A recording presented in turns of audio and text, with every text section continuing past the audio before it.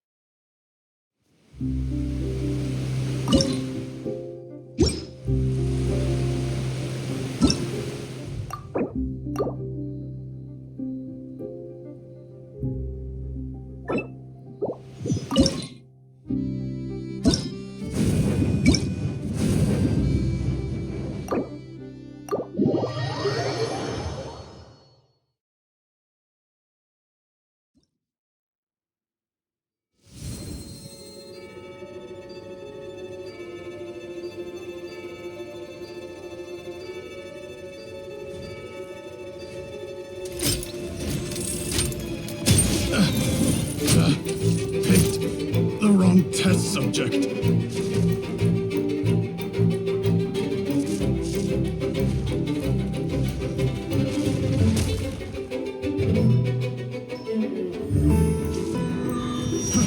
Fry!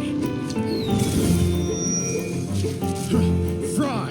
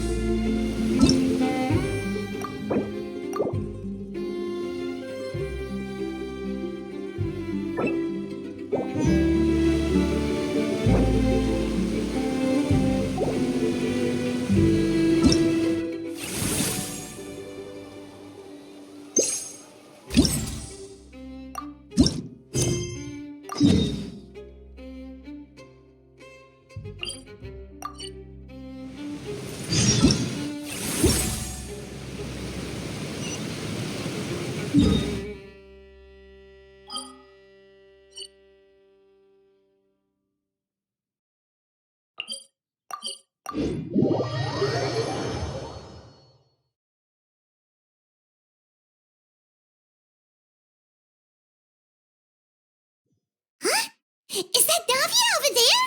Oh, it's been a while. Let's go say hi. Bring it!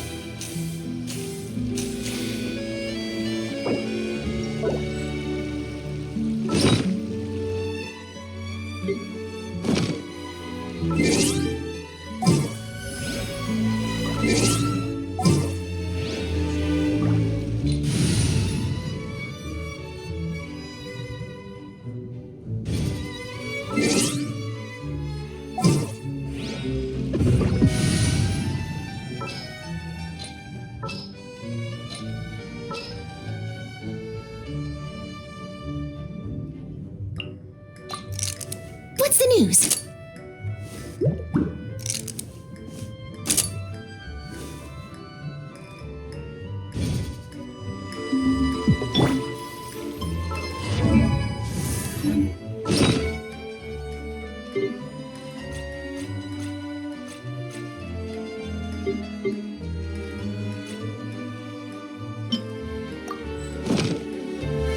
Smile!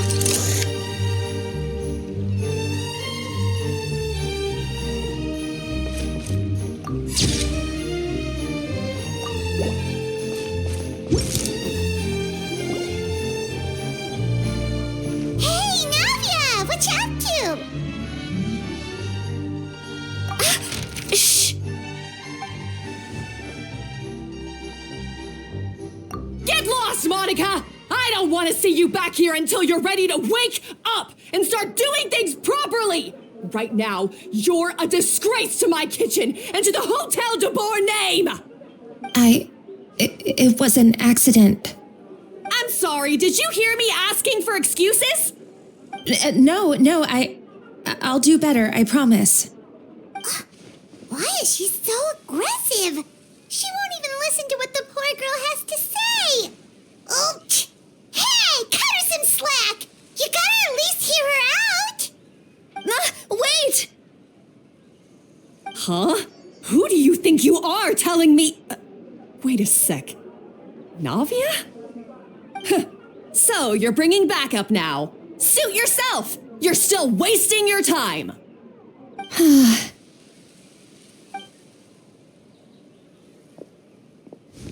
Savannah, is this how you always treat your staff? My staff is right. I'm the one in charge here now. And last time I checked, the Hotel de Boer doesn't take orders from the Spina di Rosula. Of course. How you run your kitchen is none of our business. But when a member of your staff is so overworked he becomes gravely ill, that most definitely is our business. We're going to stand up for him, whether you like it or not. Overworked? I've said it before and I'll say it again. If Fermont can't handle the job, then tough luck. There are plenty of other capable people I can hire instead. But Philmont can do the job, he just... Monica, back inside, now! Huh? But you said I shouldn't come back until... Just do as you're told, and not another word out of you! Come on, we have work to do! Wow, what a horrible person. Sorry. Looks like I've dragged you into some drama again.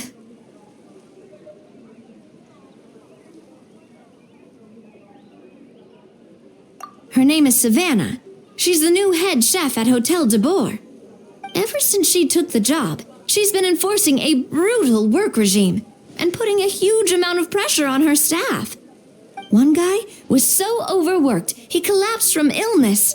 He's been bedridden for days, and he can barely even talk properly. I'm sorry. It's all my fault. I don't deserve to be a chef. At his family's request, the Spina di Rosula is trying to mediate on his behalf. We're not exactly making a ton of progress, as you saw. Savannah is adamant that Vermont's exhaustion and illness have nothing to do with her or how she's been running her kitchen. She's refusing to have any kind of meaningful dialogue with us. Our next thought was to talk to the other chefs at the restaurant, and get a better idea of their working conditions. But with Savannah watching them like a hawk, no one has been willing to open up. And that's why I'm here, doing it the old-fashioned way. Camping out, watching, and waiting for an opportunity.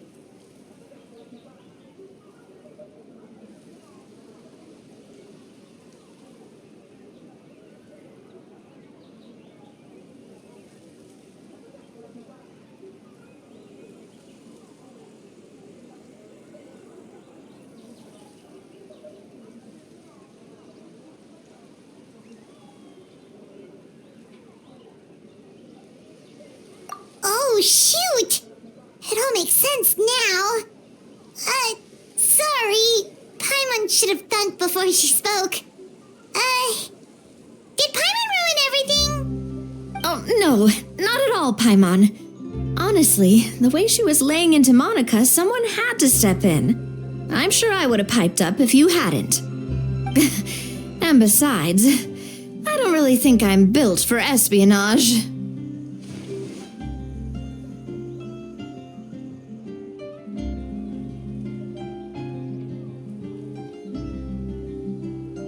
Yeah, meaning it's gonna be all the more difficult to get the inside scoop now. Oh, I might as well head back to the Fleuve Cendre then. We'll need to come up with a whole new game plan. Paimon will join you, 'cause this is kinda all Paimon's fault. Guys, it's fine. You don't need to worry about it. That said, if you were planning to visit the Fleuve Cendre anyway, let me take you out for a meal. I'll make sure it's a proper feast. A really famous chef just joined the Spina di Rosula's tavern. Her name is... Sorry to interrupt.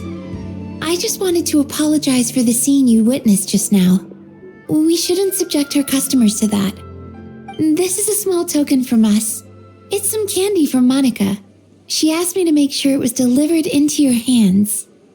Monica's the one apologizing? Huh. Clearly Savannah is the one who owes an apology. Our head chef has been a little highly strung lately. Sorry for everything. All right. Since there's candy, Paimon will drop it. Not the candy. Thank you for understanding. We'll make sure to pass your feedback on to Miss Savannah. A little highly strung, huh?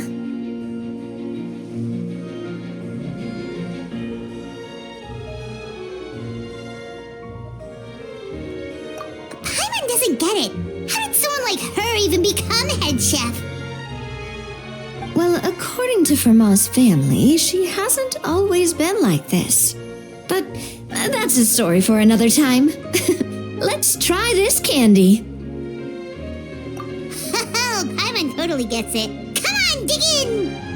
Huh? Hold on, there's something written on the wrapper. Find Escoffier?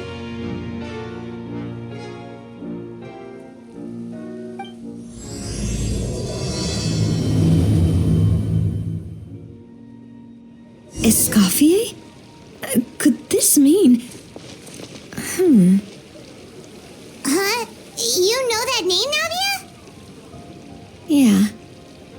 Let's stick to the plan and go back to the Fleuve Cendre for now. That's where we'll find Escoffier anyway.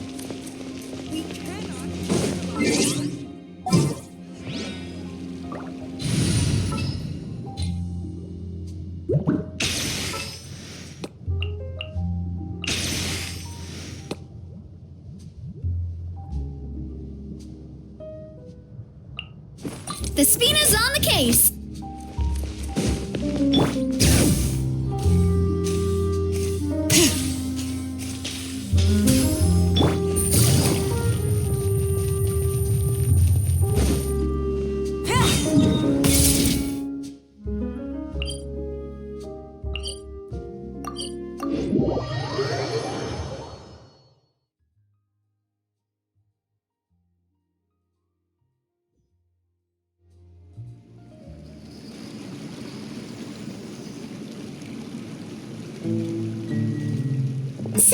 who is this Escoffier, anyway?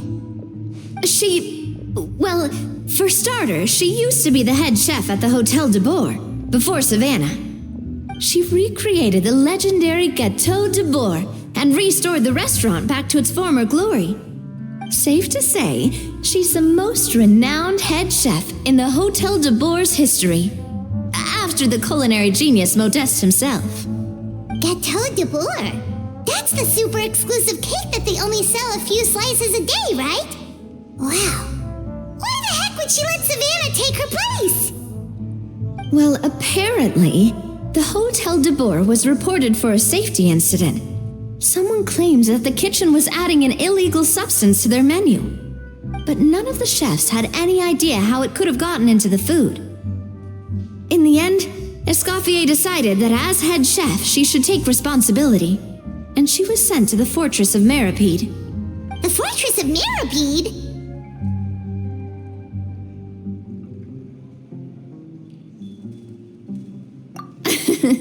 Well, you're right. The quantity of the substance they found was fairly minimal. Even the guards believed the whole thing was probably just an accident. Escoffier didn't have to stay in the fortress for long, but still, by the time she returned, the role of head chef had already passed to Savannah. So that's what happened. Paimon still thinks it's really unfair.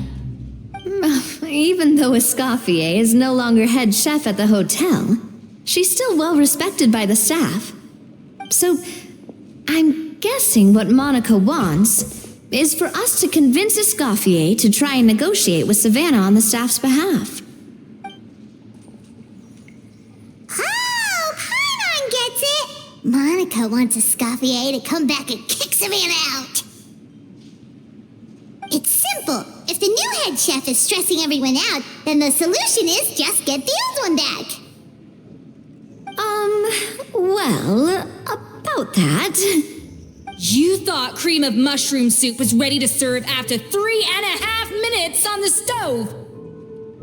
You'd have had more sense serving hot water with ice cubes. At least then you wouldn't have wasted all this perfectly good cream and mushroom. What do you say, Hilaire? I'm sorry, Cream. I'm sorry, Mushroom. As you can see, Escoffier is that kind of chef as well.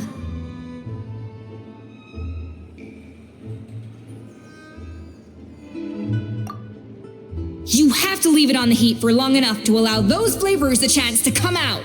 Don't be fooled by the aroma when the water first starts to boil. Got it? Yes, Chef. Then go back and do it again. The customers are still waiting. Remember where you went wrong and don't repeat the same mistake twice. Yes, Chef.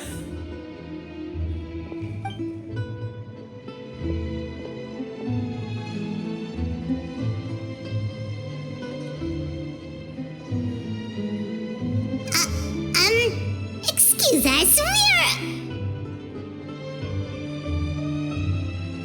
Waiting to be served? Sorry, we're pretty busy. I'm afraid you have to join the line. Oh, no, we're not here to eat. So you're not paying customers? Then I'm afraid the wait will be even longer. It's hard to talk to Escoffier when she's in the zone. Let's take a seat. We can catch up while we wait.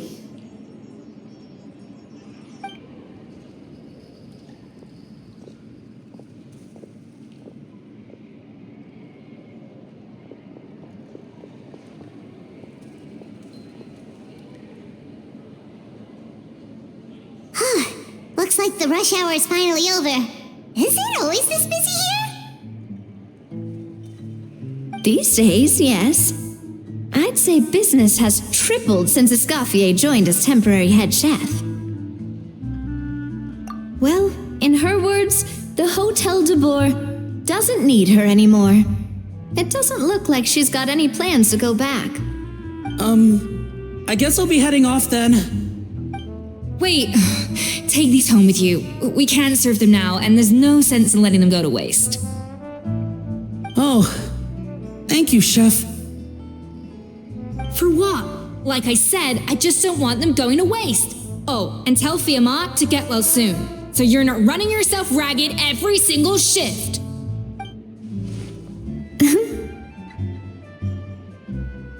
Fiamma.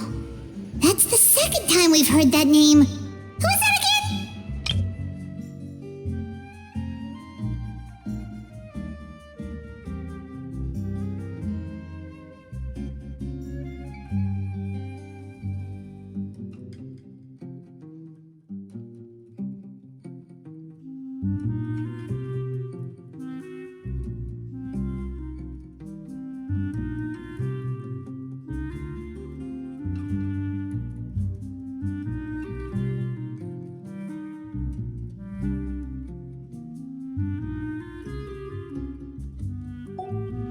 He's the chef that fell ill from stress. Hilaire is his son. And with Mom stuck at home taking care of Dad, he decided to pick up some work to help pay the bills. Escoffier knows their situation, so she's been making some extra food every day for him to take home. Hey, I heard that, Navia! I've told you before. No one's making extra food. Hilaire is making blunders in the kitchen, and I can't serve his failed dishes, so he might as well take them home. Yeah, failed dishes that just so happen to be nutritionally complete every single time. So, you two must be the world-famous traveler and her companion, Paimon, yes? Is there something I can help you with? Oh, so you know us already. We'll skip the introduction then. We're here to talk about Savannah. Oh, I certainly am. The Spina's headquarters are right next to the tavern. And I've lost count of the number of times Navi has come to pester me about it. But I don't work for the Hotel de Boer anymore. And being ex-head chef doesn't give me the right to interfere with that business. Besides, I'm the one who persuaded Savannah to take the job in the first place. What? Well, she was a much gentler person back then. A little timid even. She wasn't at all confident that she was the right fit for the role. That's hard to believe. Are we definitely talking about the same Savannah here? Honestly, I do wonder if she's just emulating me. I mean, I'm not the most pleasant head chef to be around either. Anyway, suffice to say that given the history between us, it'll be tricky for me to tell her she's doing her job wrong without coming across like a huge hypocrite. Fiamma and the others probably think that Savannah gets it all from me. I wouldn't be so sure about that, Escoffier. Look at this note we got from Monica. She mentioned me. Whatever shortcomings you feel you have, it looks like Monica still trusts you. As for the others, well, how can you know what they think unless you ask them? Monica. Plus, it's not like we're asking you to storm in there and raise hell. We're only in the initial phase of our investigation. All we're trying to do is get the other chefs to open up to us. Oh, Monica. Oh, Monica! Escoffier? I can't believe her! Powdered sugar is supposed to be applied sparingly. Look at all that on the wrapper. It's thicker than the sole of my shoe. Unbelievable! I won't stand for this. She has to learn. Come on, we're going. Wait, so now she's, Let's go catch up to her. We don't want to keep her waiting.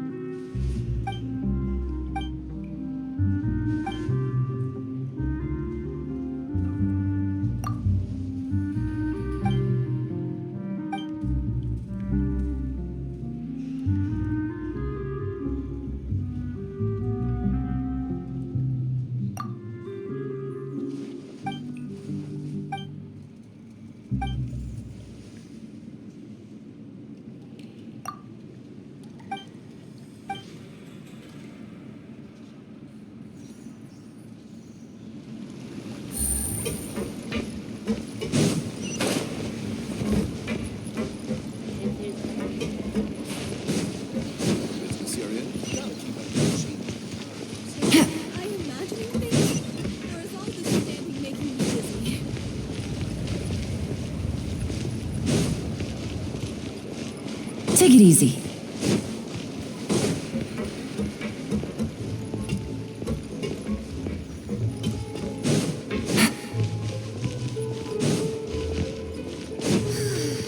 People here really need to get their sun.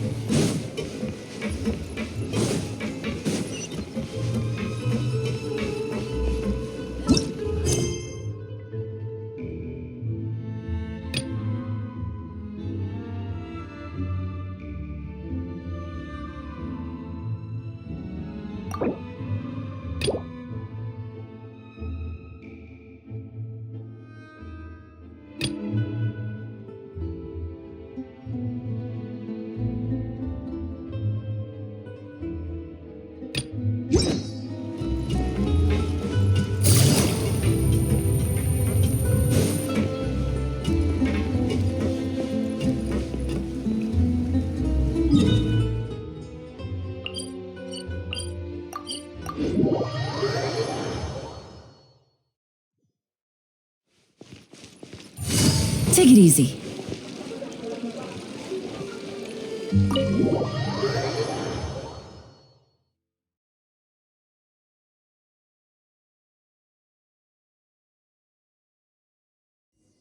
Wait, she looks like...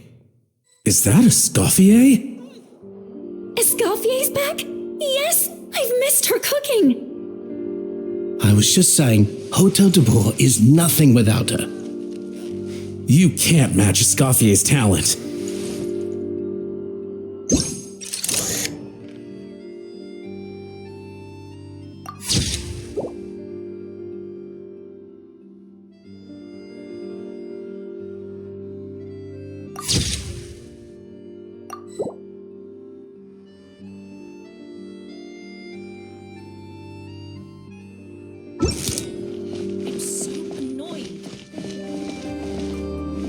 I'm sorry. I'm so sorry.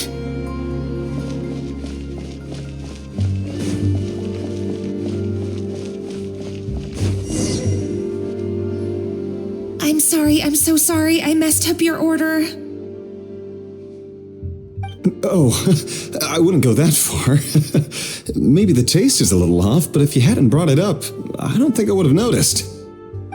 But, please, you have to forgive me or Chef is gonna... Okay, I know. I'll kneel before you. What the heck? Get up, Monica! Can't you see that you're just making your customer feel more awkward? Escoffier? If you want forgiveness, then do what any self-respecting chef would do. Make the dish again. And this time, get it right. You cannot go begging your customers to feel sorry for you. Savannah said that I'm not allowed back in the kitchen until I've corrected my mistake. But if I can't go back into the kitchen, I can't do the dish over. That's some backwards logic. How can you fix your mistake without being allowed to cook? If this is what Fermat had to put up with, then no wonder he had a breakdown. We apologize for interrupting your meal, sir. It's fine. With my layman's palate, it's not like I can tell the difference anyway. I was actually quite enjoying my meal until she appeared out of nowhere and started apologizing. Gave me a bit of a fright, to be honest. Oh, well, it's because Chef Savannah tasted a bit of the leftover soup from my pot and then threw me out of the kitchen. Gosh, that's pretty strict. Has she always been that way? I don't recall things being like this when Escoffier was head chef here. I gotta say, you're all looking a little worse for wear these days.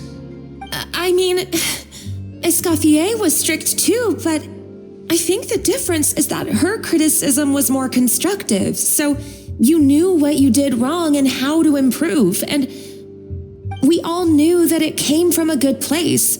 Chef Escoffier was hard on us because she truly wanted us to reach her level.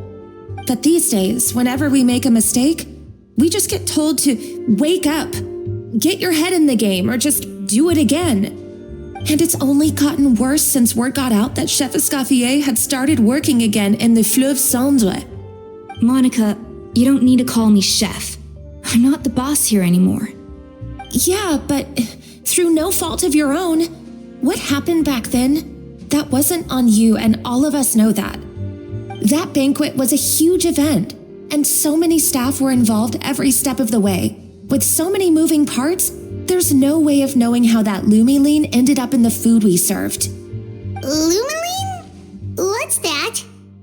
A new drug from the Fontaine Research Institute, produced from an extract of the Lumitoile. Apparently it sharpens the senses, so they used it to treat people with impaired responses to stimuli. Oh, yeah, I've heard about that. They found out you can use it as a flavor enhancer since it stimulates the taste buds. Makes things pretty addictive. They also found that overuse can have mood-altering effects and even lead to nerve damage, so it quickly ended up on the guards' list of controlled substances. Unfortunately, however, some food products containing the additive had already made it to the market by the time the guards banned it from the restaurant industry.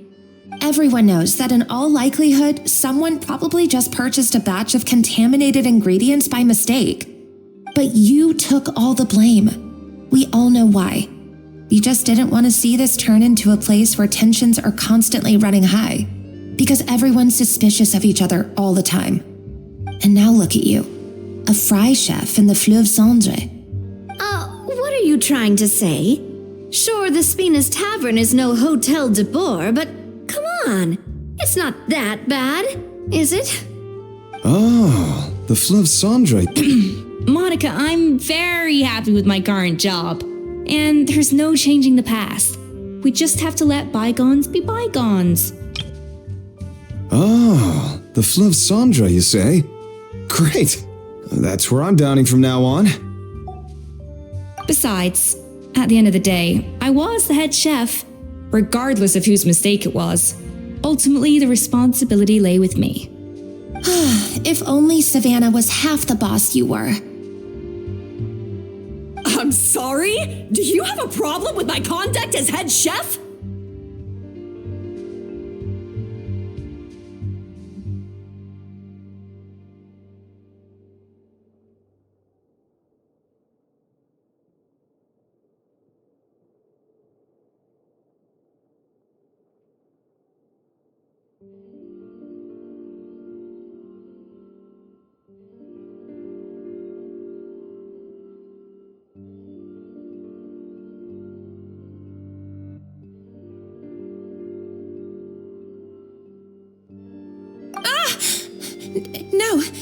No, Chef.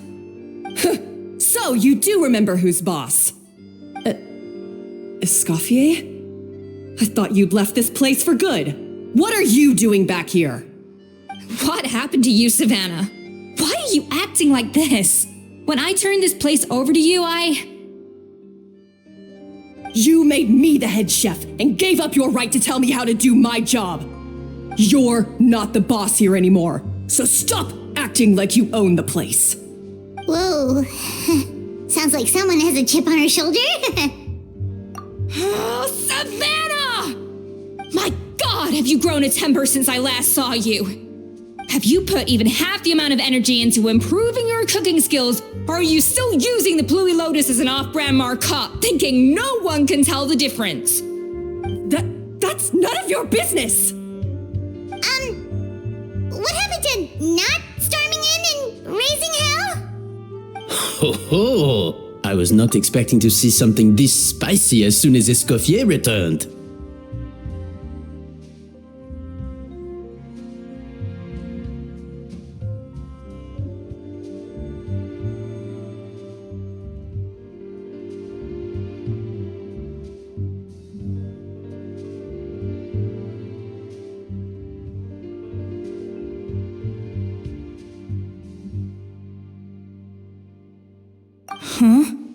Vanisham?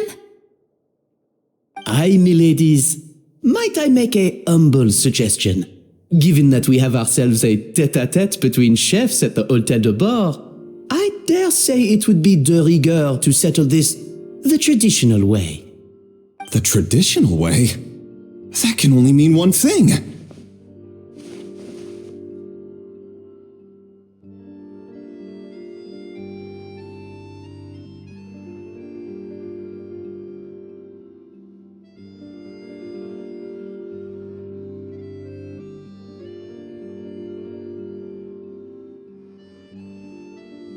That's right! I'm talking, of course, about the tradition established by Modeste himself. The cooking contest! According to legend, the founders of Hotel de Boer, Modeste and Savelli, used this method to resolve all of their disputes. Everything from petty arguments over next week's menu to disagreements over the strategic direction of the restaurant. The cooking contest would decide who had the final say. It sounds like they had a lot of free time on their hands. Ah, well, it might sound that way to us. But in fact, the cooking contest played an enormous role in motivating chefs to hone their skills, reaching new heights of excellence in the culinary arts.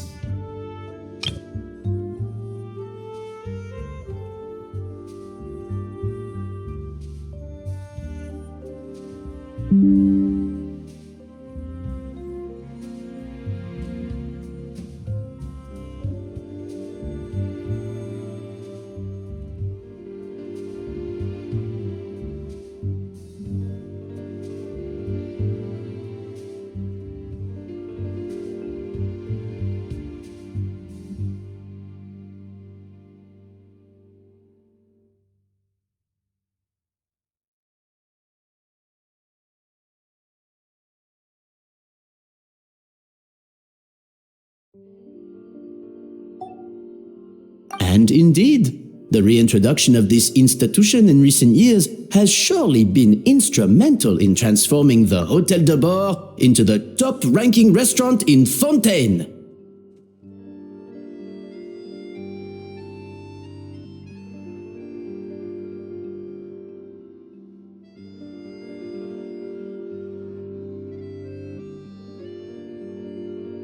Reintroduction? Someone brought it back? Who?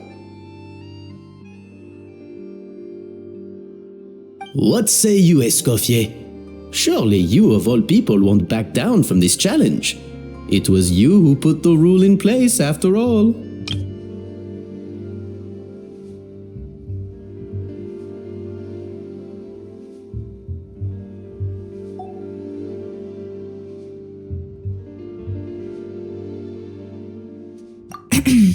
Sure, I reinstated it, but I'm not a chef at Hotel de Boer anymore. Isn't this bending the rules a little? I see no issue as long as both sides agree to the terms. We could simply treat it as an exhibition of sorts. Savannah, any objections? Exhibition. Huh. No.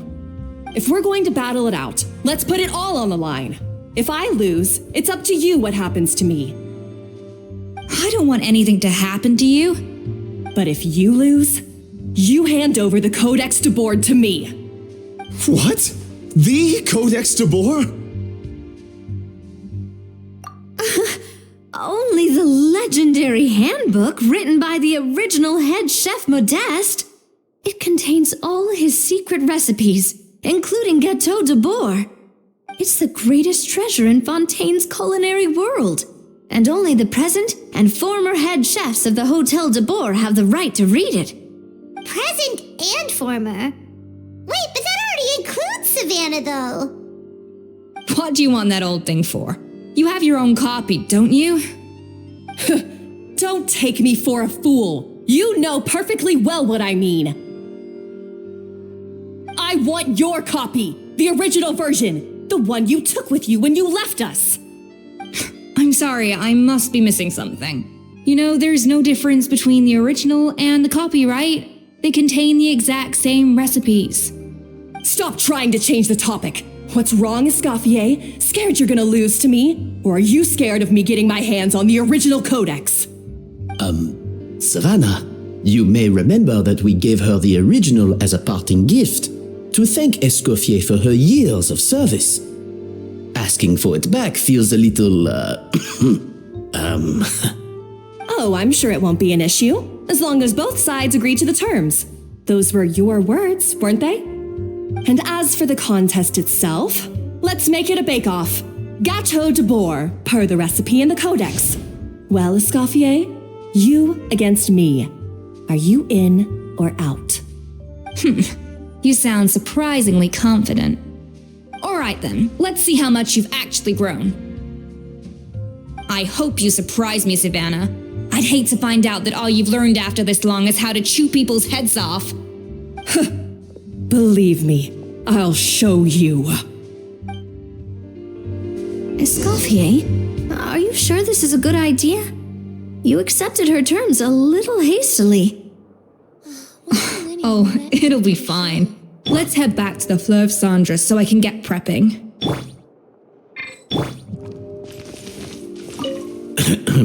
I do apologize. This whole ordeal reflects rather poorly on us. I'm afraid it's not quite that simple. The Hotel de Boer runs as more of a partnership, you see. It was founded by two friends, Modeste and Savelli, and it's been that way ever since. So, while I am technically Savannah's boss, it's not really my place to interfere with the business of the kitchen. To be perfectly honest with you, that's part of the reason why I suggested a cooking contest. If Escoffier wins, it would be the perfect opportunity for her to talk some sense into Savannah. Or, of course, if she wanted to return, then... But anyway, I'm getting ahead of myself. Whatever the outcome, this contest will hopefully serve as a turning point for us. Please, pass on my best wishes to Escoffier.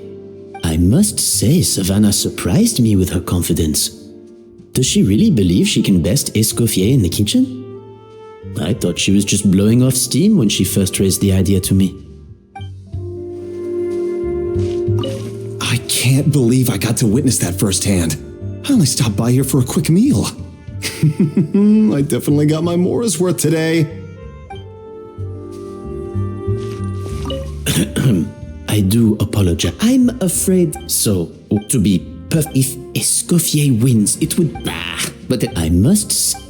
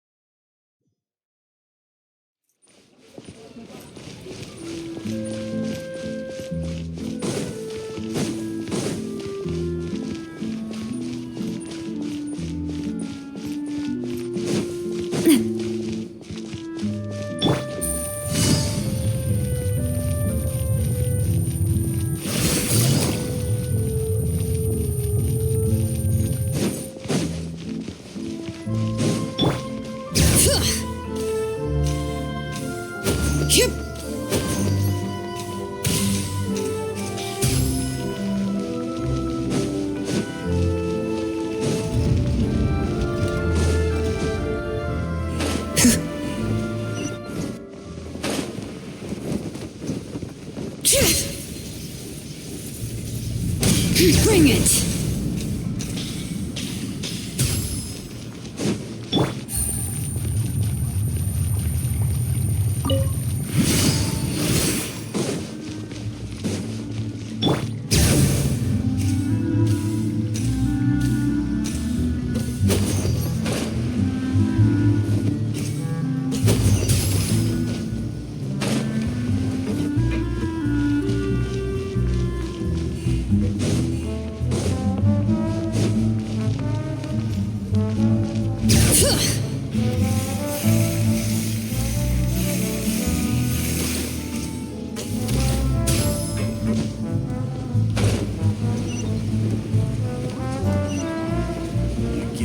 Finally on the road path. So, this whole bake-off thing kind of came out of nowhere. Was it really sensible to just go along with it? Well, I got a sense that she's holding something back. But we chefs always express ourselves in our cooking. So if she won't talk, this might be the best way to find out what's really going on with her. Huh? Holding back? Sure didn't sound that way to Paimon. Escoffier only picked up on it because she's the same way. Always closed off, never letting you know what she really thinks. That's patently false, at least where your macarons are concerned. I've been nothing but truthful with you about the disgraceful amount of sugar you use. Okay, that's one case where you can keep your thoughts to yourself. Oh, that? Well, it's not so much a recipe book as a diary of Modeste's adventures. Back in the day, he and his good friend Savelli explored far and wide, partly adventuring, partly looking for new ingredients and developing new recipes. Their creations had an enormous influence on the course of Fontaine cuisine, turning it into a much more vibrant and diverse scene. For instance, legend has it that the original Gâteau de Bourg was made using a special secret ingredient that Modeste discovered on one of his adventures. So rare was the ingredient that they could never make more than 16 slices of the cake per day. But everyone who tried it claimed that it was one of the most blissful and invigorating things they had ever tasted. Modeste and Savelli went on to found the original Hôtel de Bourg, which catapulted them to stardom in Fontaine's culinary world. Especially Modeste. He was hailed as a once-in-a-generation genius, and over time, the recipes from his adventure log became known as the Codex de Boer. Ah, Paimon's heard this kind of story before. Armed with the Codex, the Hotel de Boer took its rightful place as the finest restaurant in the land, serving those recipes for centuries to come. Something like that? What? No, of course not. Cooking is a constantly evolving art form. How could any restaurant survive if they only served food that was popular last century? Anyway, never mind centuries. Sibeli and Modeste parted ways not even 10 years after their rise to fame. Then, Modeste passed away while he was still in his prime. And that was it. The end of the Hotel de Boer's heyday. It fell into decline, and for most of its history, it was just a nondescript place with a couple of cheap tables. It's only in recent decades that it started recovering. Even then, it still took numerous relocations and changes of management before we finally ended up with Vanigem and the restaurant we have today. Oh! So the Codex really isn't all that, then. Paimon figured it was like one of those mystical books they have in Liyue's martial arts novels, where the main character learns all their secret powers from. Yes, well, that's fiction, and this is reality. You can't meet the tastes of modern diners by following some ancient recipes from a dusty old book. Case in point. Even the Gâteau de Boer they sell now is actually Escoffier's reimagination. Wait, really? Why though? Didn't that recipe make it into the Codex? It did, but like I said, it's a dusty old book now, and the records aren't as legible as they once were. Not to mention that there's no way of finding the secret ingredient Modeste wrote about. So, reimagination is right. I consulted some historical records and took what I could from the Codex. But ultimately, the Gâteau de Boer of today is my own recipe. As for why we gave it the same name and kept the tradition of only selling 16 slices a day, well, you've got Vanigem's business sense to thank for that. Oh. Huh. Well, that kind of takes all the mystique out of it. Hey now, it might not be the original Gâteau de Boer, but it's still the most delicious cake in Fontaine today. And who knows, maybe Escoffier's version is more suited to your palate. Just think, if the original truly was the perfect cake you're imagining it to be, there's no way the recipe would have been lost to history, right? Not to mention that the Hotel de Boer never would have fallen into a slump. Anyway, before I left my role as head chef, I made a copy of all the recipes from the Codex, including my own improved versions, and turned them over to Savannah. So why is she so interested in the original copy? Could it be a symbolic thing? Like, whoever holds the original Codex de Boer is the true head chef? Well, it was clearly precious enough to give to Escoffier as a parting gift. Meanwhile, Savannah only got a copy. Maybe from her point of view, it's like management doesn't truly see her as being worthy of the role. You think so? The only thing is, it was her suggestion to gift me the original in the first place. Well, a joint decision by her and Vanigem. But still. What? Huh. Guess she's had a major change of heart since she became head chef. Yeesh. Who knows? We could speculate forever. Better to just let our gâteau do the talking. It means vesting her in this bake-off, and then getting her to explain herself, even if I have to beat it out of her with a spatula. However much she's changed since we worked together, I believe that she still has her chef's pride. And if she respects the art, she'll respect the outcome of our contest.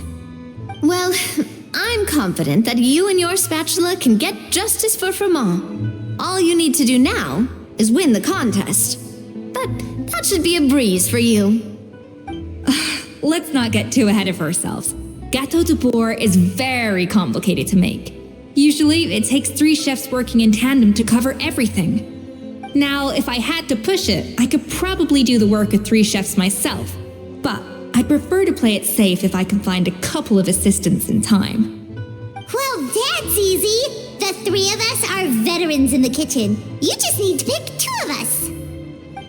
Well, I have heard the Traveler is an accomplished cook, as well as a warrior. But be warned, I will hold you to exceptionally high standards. Think you're up to the task? Oh, count me in too. I've spent weeks perfecting my macarons after your scathing review. Even if it means competing against the Traveler, so be it. I'll show you what I'm made of. Confident. I like it. Alright, let's start with some elementary mise en place. Show me your knife skills.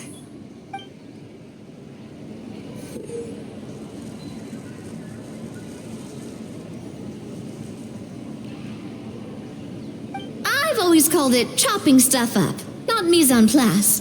But it's basically the same thing, right? Oh, Navia. The difference in your case is that mise en place is chopping stuff up without sending juices flying all over the kitchen.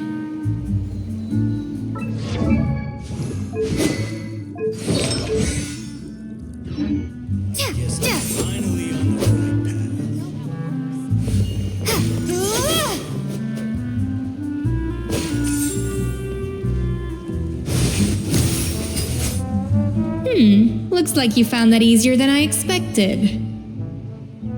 Yeah, thankfully it was pretty straightforward in the end. You made it sound like we'd be carving statues out of fruits or something. Well, brace yourself, because the next step is anything but straightforward. I'll be using this cold press to extract flavor compounds from the ingredients. A kind of special food processor I got the Fontaine Research Institute to make for me. It uses cold temperature extraction to isolate the essence of cooking ingredients, which can then be used to flavor dishes more precisely. But this isn't exactly standard kitchen equipment, so that probably didn't make a whole lot of sense.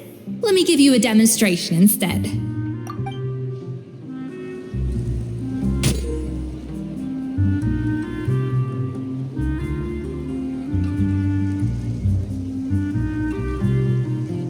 Custom-made equipment from the Fontaine Research Institute, huh?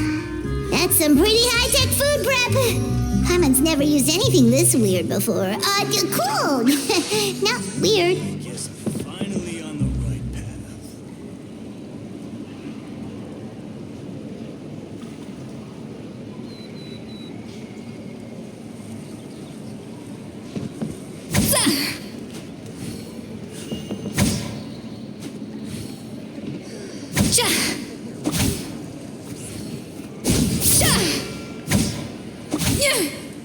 I guess I'm finally on the right path.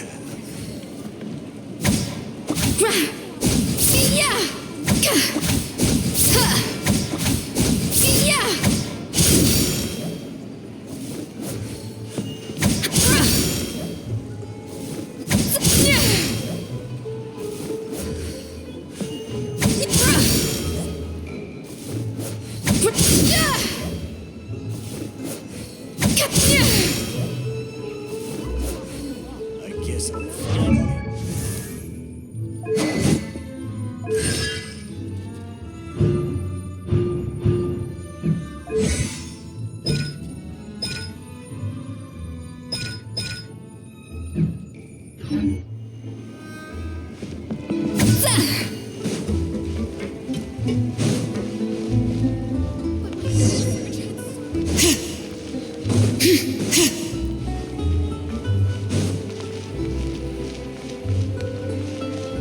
Bring it!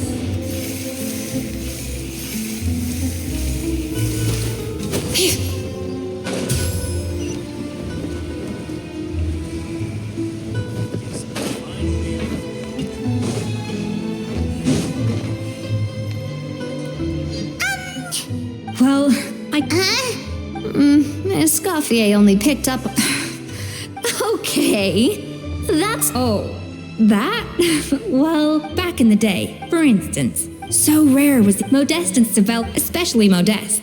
He was hailed as a once-in-a-generation genius. Paimon's heard this What?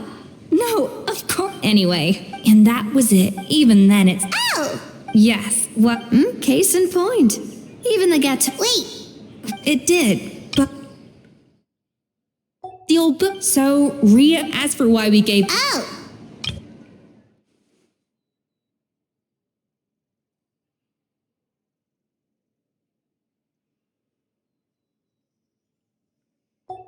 Hey now, just think. Anyway, before I left... Could it be... Well, maybe from her? What? Who knows? It means vesting her in this bait, however much she's changed. Well, Let's now, if I had... Well, that's... Well, I have heard the travel... oh, count me, even if it means, I've always called it chopping stuff up, not mise en place. But it's basically the same thing, right? Oh, Navia. The difference in your case is that mise en place is chopping stuff up without... Looks like you found that easier than I expected. Yeah, thankfully it was pretty straightforward in the end. You made it sound like we'd be carving statues out of fruit. Well, brace yourself, because the next step is anything but straight. A kind of special... this isn't exactly standard kitchen equipment. So that...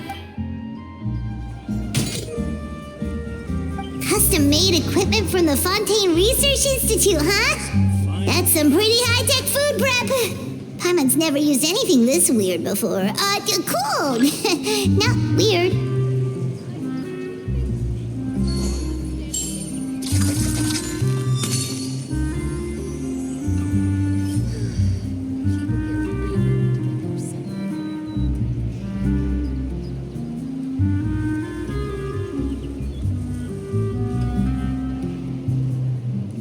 Guess I'm finally on the right path.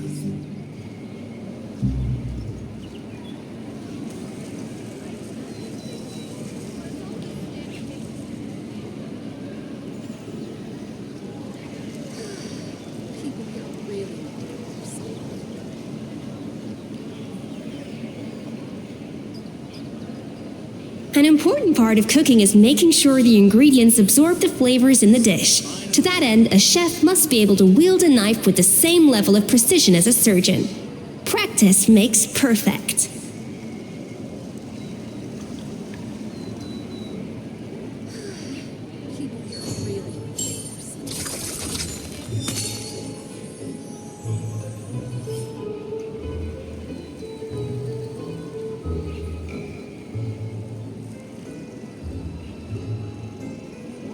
I guess I'm finally on the right path.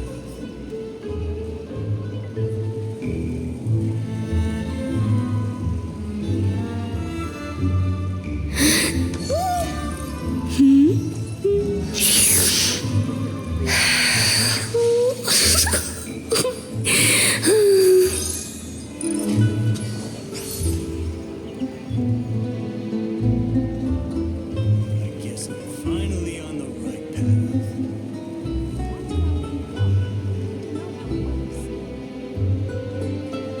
Even the most unassuming ingredients can produce astounding flavor. But unlocking that potential takes a keen sense of smell, a refined palate, and an open mind. I guess I'm finally on the right path.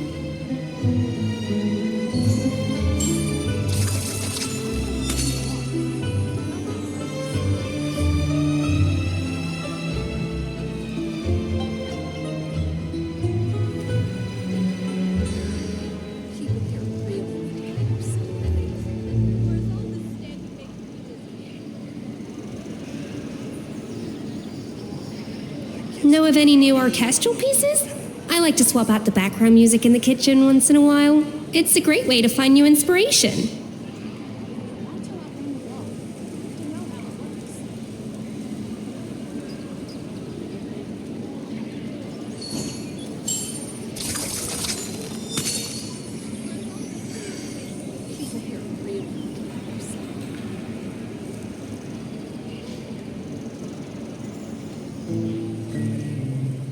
I guess I'm finally on the right path.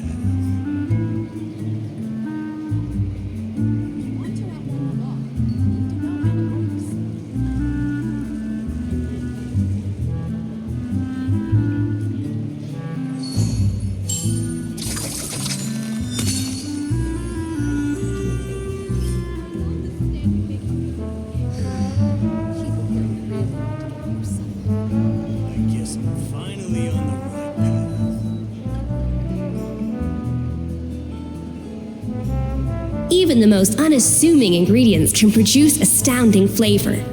But unlocking that potential takes a keen sense of smell, a refined palate, and an open mind.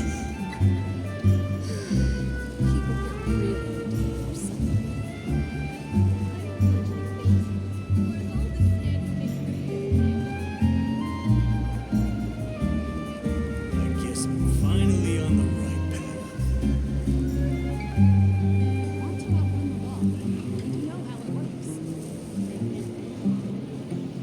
Know of any new orchestral pieces?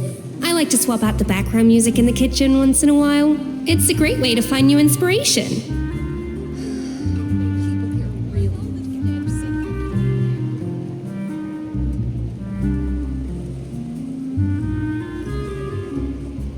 I guess I'm finally on the right path.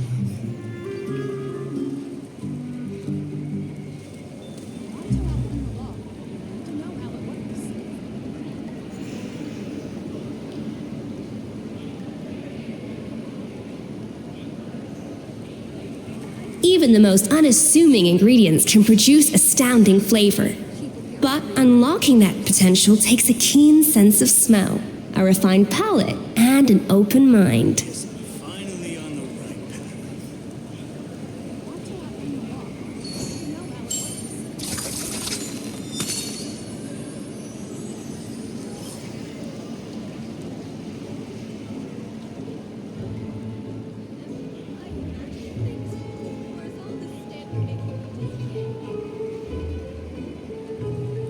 I guess I'm finally on the right path.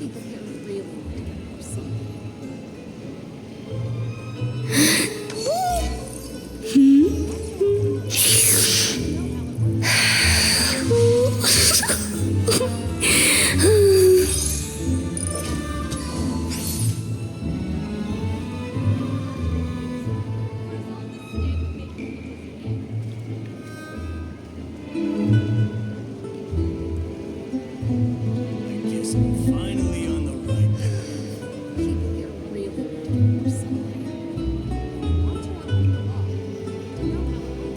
Know of any new orchestral pieces?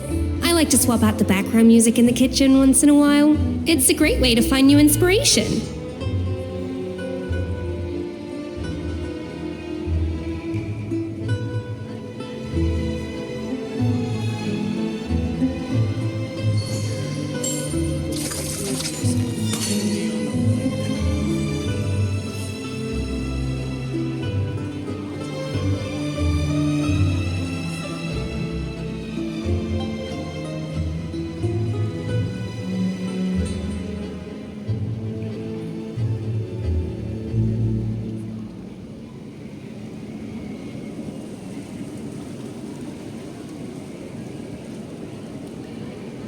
I guess I'm finally on the right path.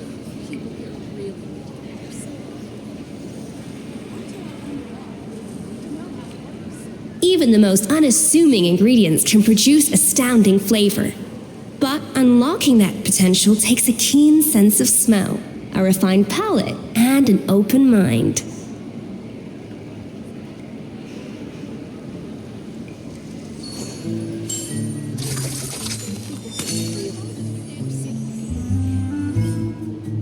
I guess I'm finally on the right path.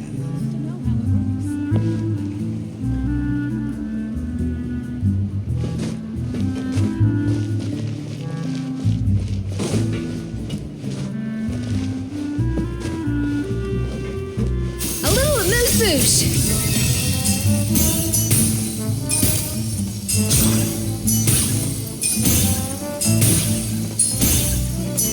Finally on the right path.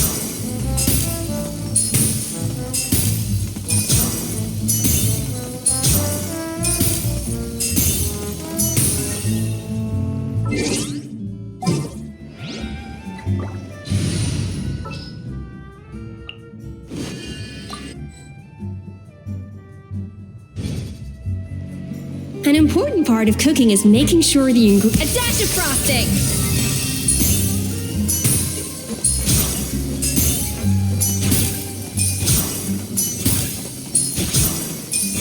I guess I'm finally on the right path. Yeah. Off to the freezer.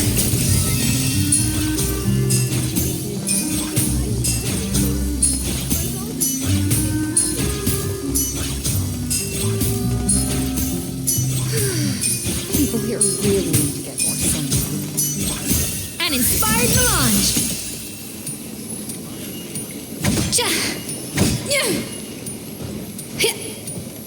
A dash of frosting.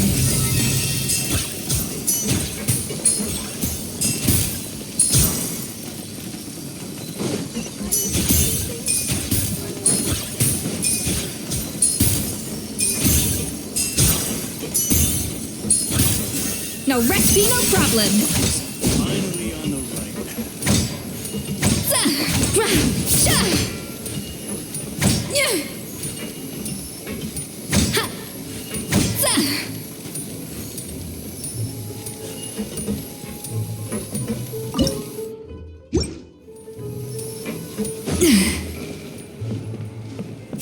Bon appetit!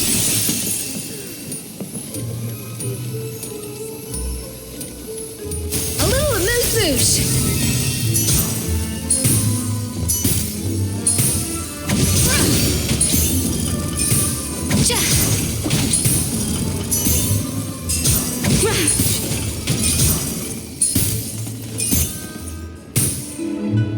And done. These are the flavor compounds extracted from our ingredients. I've processed all the fruit you chopped up earlier.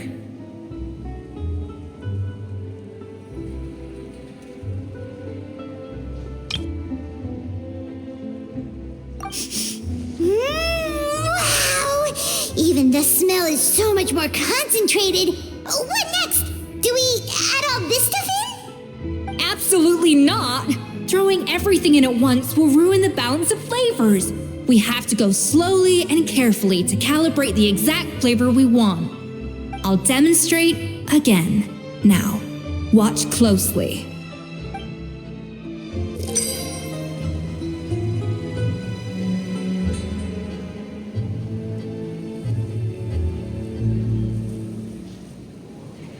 Slowly and carefully.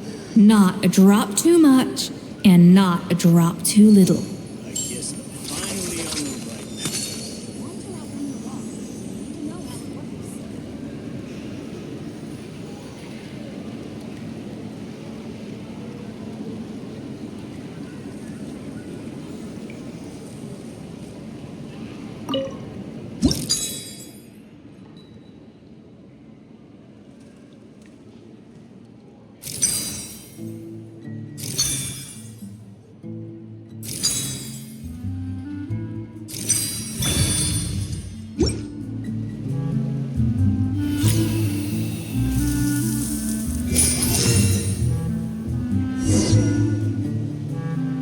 And voila! Now it's your turn.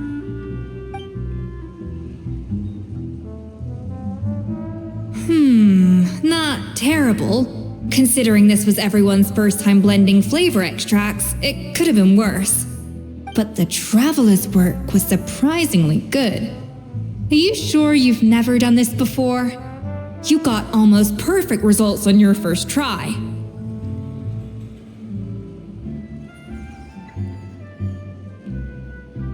Oh, well, they do say adventurers are multi-talented folks. Now I've seen it firsthand. Alright, now for the part I've been looking forward to. I want each of you to cook something from the Hotel du Bourg's current menu. I'll judge your submissions and give you a final score. That's right, the true test of your cooking skills is the finished product. It'll be good practice for the contest itself. Now get to it. Chop chop!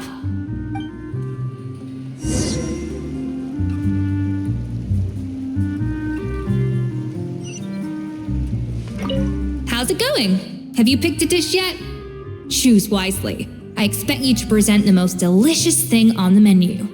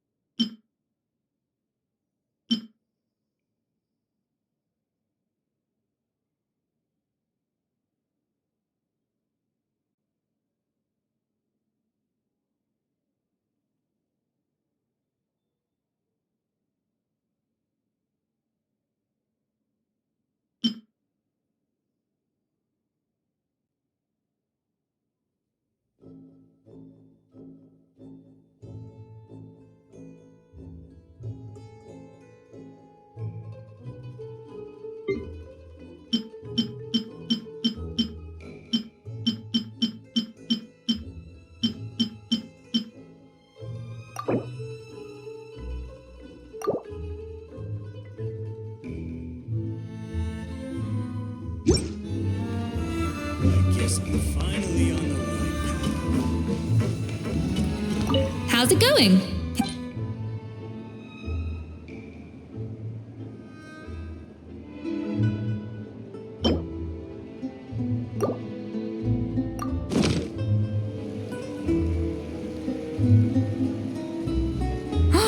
Look at that! With the grace of a snow-winged goose, as I like to say. Now, let the grating commence.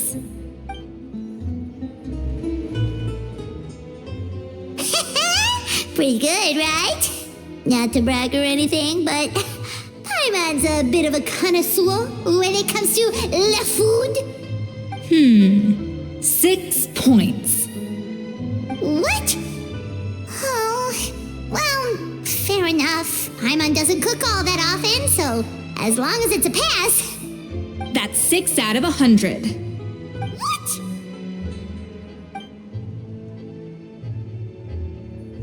You say you're a connoisseur, but it's quite clear from this dish that you have far more experience consuming food than creating it. By that logic, I suppose you think listening to Lady Farina on repeat every day would make you an opera singer. Aww. Me next. I'll have you know that this batch of macarons has 2 whole tablespoons less sugar than my previous ones. So you went from 12 tablespoons to 10? Oh, well, it's nice to know you actually measured it out. Because it tastes like you just threw in whatever was left in the jar. 6 points. Aww. Now to the final dish.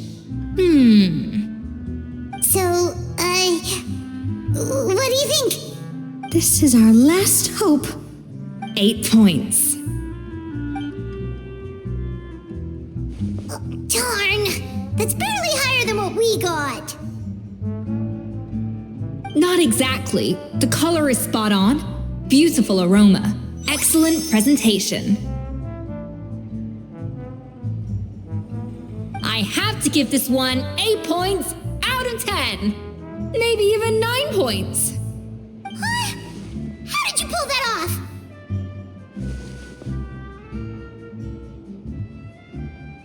Don't get me wrong. There's room for improvement. But still, this is clearly the work of an accomplished chef. I can tell that you've put many hours of work into honing your skills in the kitchen. I can really taste the grace of the snow-winged goose in this dish. The traveler's journey, with all its trials, tribulations, and setbacks. Not to mention the frustrations of having a picky eater for a partner. Hey, you made that last part up! No way did you taste that! Well, it looks like I lost fair and square. I guess you'll be taking the Traveler as one of your assistants then? But if it takes 3 chefs, that still leaves 1 slot remaining. Maybe Paimon and Navia should keep practicing and see how it goes? Chef Escoffier! Oh, it's Hilaire! What brings you here? I heard the news about the cooking contest. You're doing Gâteau de Bourg, right? I was just wondering if you needed any help. And you think you're up to the task, do you? Oh, no, I know I'm not there yet. It's actually my dad who wanted to help. Firma, last I heard, you could barely get out of bed. Chef Escoffier, Navia, Traveler, thank you all so much for everything you're doing for me and my family. I've had enough of sitting around at home while you run yourselves ragged. If you let me, I'd like to help you win this cooking contest. Yeah, I was gonna say the same thing. Don't you worry, I'll be fine. I'm feeling much better now. I'm sorry. I know I've been rather useless these past few days, but not anymore. The fact is, I'm a fine chef, despite recent events. I've proven myself in the Hotel de Bourg kitchen, so if anyone's qualified to work under Chef Escoffier, it's me. I think. I hope so. Firma, Have you even set foot in a kitchen since leaving Hotel de Boer? I have not, but I'm fully rested now. I know I can handle it. I'll prove it. Let me whip something up for you right now.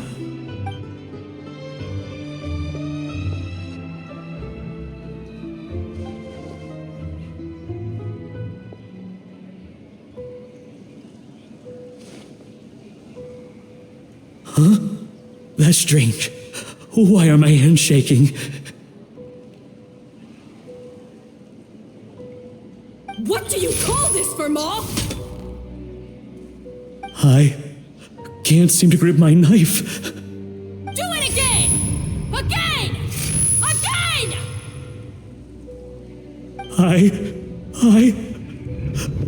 Hopeless. Get out of my kitchen yesterday.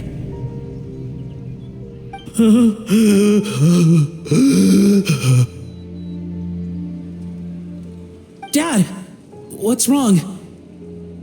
I don't understand. I was feeling so much better, and then will I never be able to work in a kitchen again? Dad, talk to me. What happened? I think the real issue here is not physical exhaustion, but psychological trauma. Monica, when did you get here? Probably because you were all concentrating so hard on your cooking. I didn't want to interrupt your flow. But anyway, Verma, I'm so sorry. If only I'd known how serious your situation was, I would have stood up for you sooner. You have nothing to apologize for, Monica. During those long nights of redoing every order, you were the only person who looked out for me. Oh, come on. All I did was make you some tea. I doubt it was much help. Savannah was so ruthless toward you. I probably should have brought you something stronger. She sounds like the worst. All right, another Savannah horror story. Let's hear it. She's been getting harsher and harsher on us ever since she heard about Escoffier's new role in the Fleuve Cendre. Seems like no matter what we make, she'll find something wrong with it. What is this? It looks like a dog's been at it. In the trash now! Then she orders us to redo the dish again and again, but we never know what's going to make her happy. Do it again, do it again, do it again! Every time you remake it, you just get another earful from her. Either straighten yourself out or get out of my kitchen! So now, it seems like just picking up a kitchen utensil gives me flashbacks of her yelling at me. Oh man, that must be awful. The more I want to get it perfect, the more my hands shake, and the more scared I am of making another mistake. How can you give up so easily, Firma? You weren't a quitter when you were working for me. And even under Savannah, you talk about working late into the night trying to perfect your dishes. That says to me that you still hadn't lost that determination to prove yourself. What changed? I don't know what's come over me. When I think back, I just remember feeling like my heart and my hands were growing heavier and heavier as the shift went on. Each time I had to redo a dish, my heart sank a little further. Maybe Savannah was right. Maybe I am just hopeless at this. Dad. I see. Well, it sounds like there are some deep issues at work here. Ones that won't be resolved by merely seeking compensation. I will win this contest, and after that, I encourage you to approach Savannah and talk this out. But what if you can't find another assistant in time? Clearly, I'm in no state to help out. You think being one person short will ruin my chances? Let's not forget, I taught you and her everything you know. Even if I had to go it alone, I would present the perfect gâteau. Oh, well, Paimon and Nadia will still keep practicing, just in case. And so will I. Yeah. And if worse comes to worse, we can always get the Spina di Rosula to put out an emergency call for chefs. There's gotta gotta be someone out there, right? Actually, I thought maybe I could help. That's sort of why I'm here. What? Why didn't you say so? I was going to, but then, well, this is the first chance I got. You do this for us? Thank you so much, Monica. All right, fine by me. But aren't you still working for Savannah? Joining the other side seems like a guaranteed way to put your future employment in jeopardy. I know, but it's all right. I've made up my mind. With the way things are, I can't keep working for Savannah much longer anyway. Unless I want to become the next Fermat. I'm done with sucking it up. It's time to try and turn things around. If this cooking contest can get Savannah to see the error of her ways, then I'm sure she'll forgive me for this. Well, Hyman didn't think we'd be poaching from Savannah's staff to get our third person, but there you go. Anyway, Monica's a professional chef, so nothing could possibly go wrong now. Great! Then it's settled. And to congratulate you all on making the team, I propose a Spina-sponsored meal to celebrate. Spina sponsored? Wait, you mean I'm cooking? Well, I promised the traveler a feast in the Fleuve Cendre. And I know how much you've been looking forward to it. Yeah! Feast, feast, feast!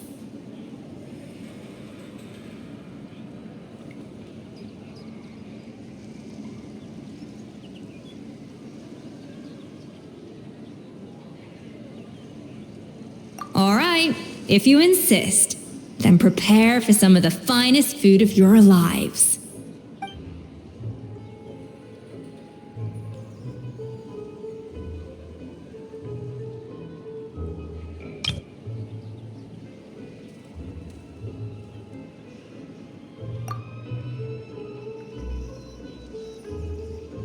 That's not a bad idea, actually. Wait, hold on. You need to finesse that further.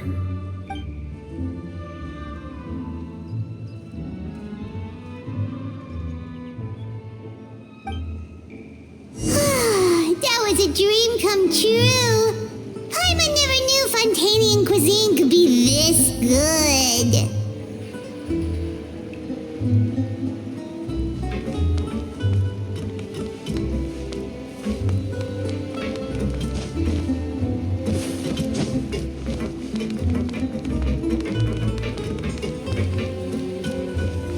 I guess I'm finally on the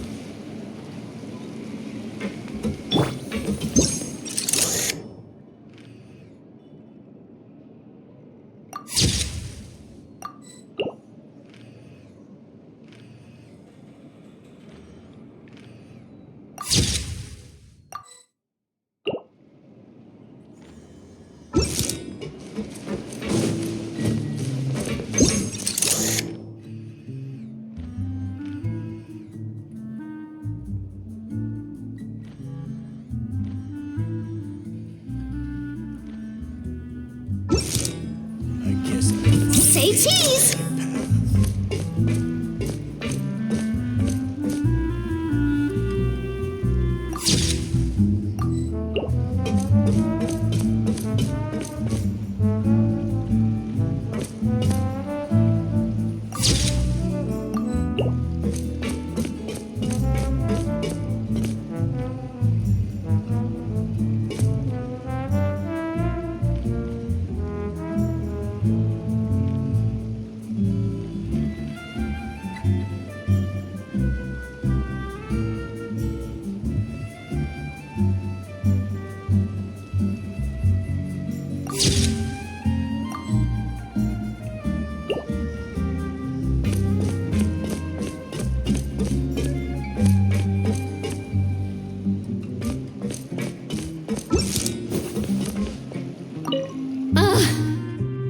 wish I could eat that all over again. It's not often that Escoffier goes all out like this. And it's all because of you, traveler. So, this is what Chef Escoffier is truly capable of.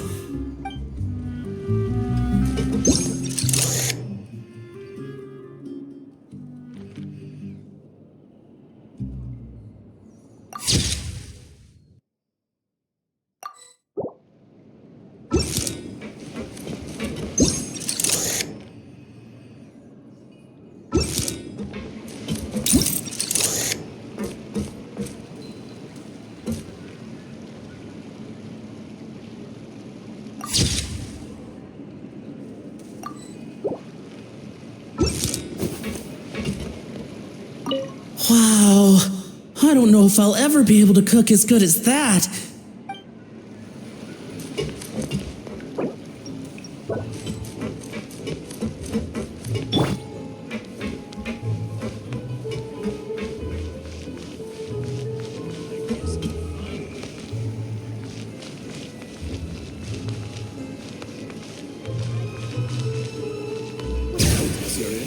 Keep up with the changing times.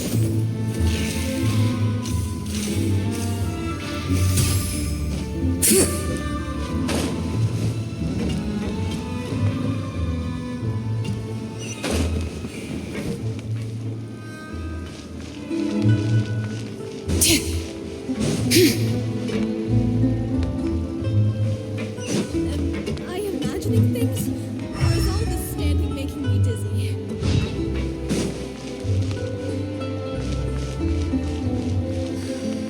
People here are really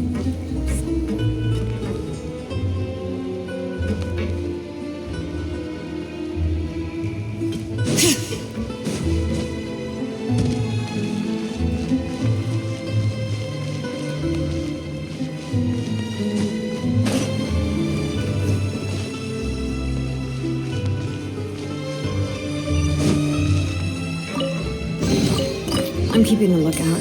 Don't worry, there's no ambush.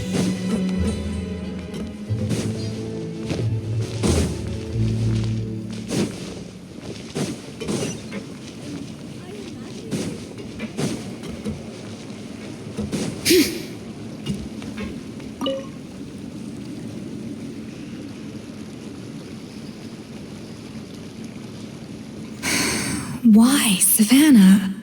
Why? Oh, nothing. I was just flicking through the original Codex de Boer. I wanted to see if there was anything I'm missing. Something I hadn't noticed before. That might explain why Savannah's so desperate to get her hands on it. But I can't find anything. It's just some hastily scribbled recipes in between diary entries from Modeste's adventuring phase. And most of it's not even legible anymore. The copy I gave her not only has all the recipes in full, but even includes my own private tips and notes from years of experience. Surely that's infinitely more useful than this old thing. Yeah, maybe. Still, it's just hard for me to imagine that the Savannah I knew would go to all this effort just to make a point. We were. At least I always thought we were. She was a little shy, but meticulous with everything and everyone she dealt with. She made a few mistakes here and there, but she was quick to correct them whenever they were pointed out. And she was always striving to improve as a chef. Those qualities are why I recommended her to replace me as head chef.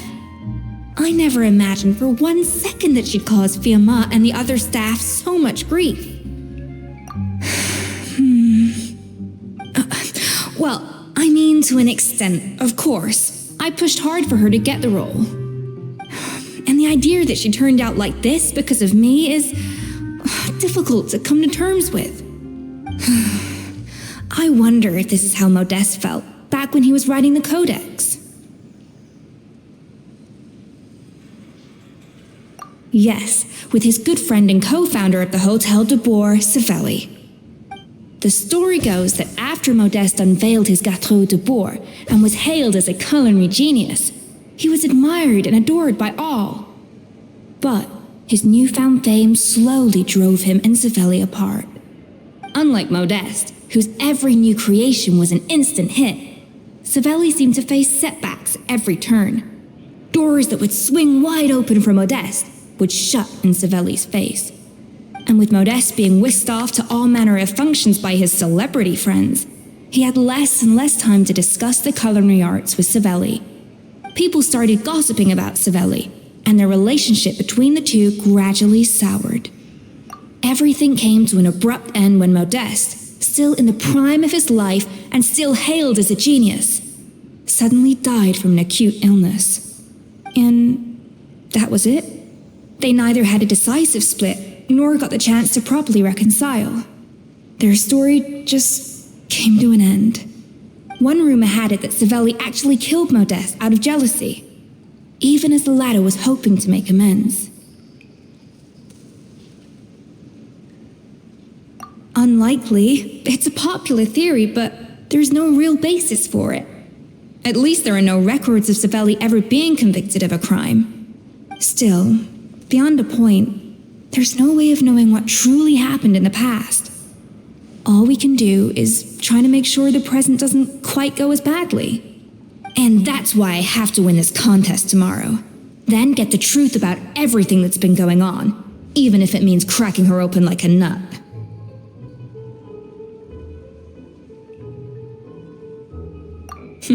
You're right about that.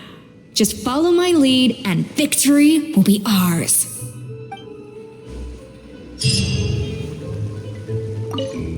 Let's hope that Savannah isn't all sizzle and no steak. After all the work we put in, it would kinda be a shame if tomorrow was a complete cakewalk.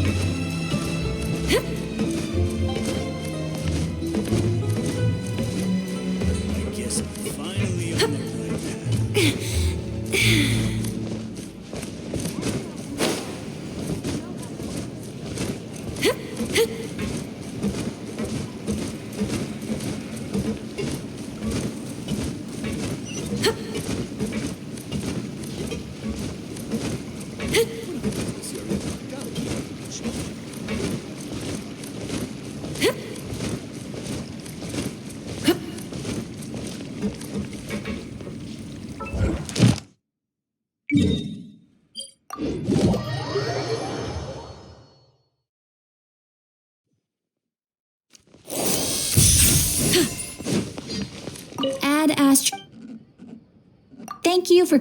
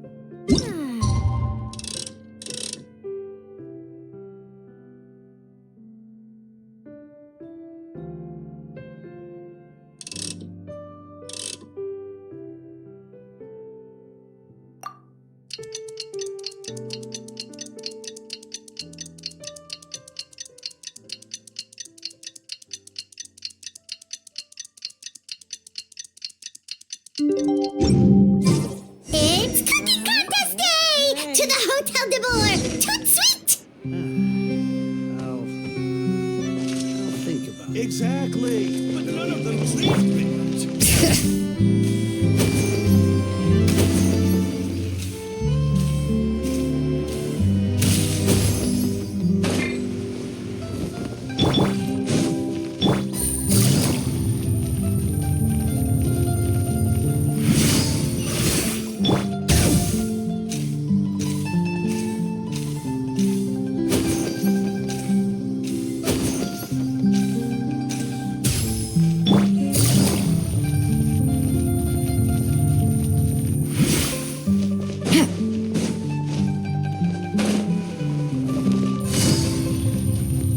Take it easy.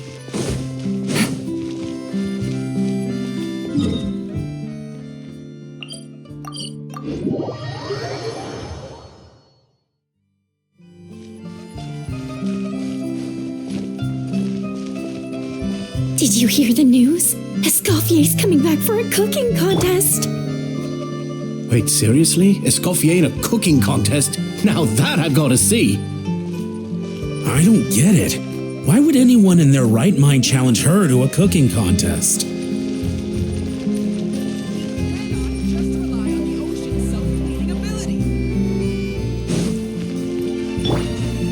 Hold that pose!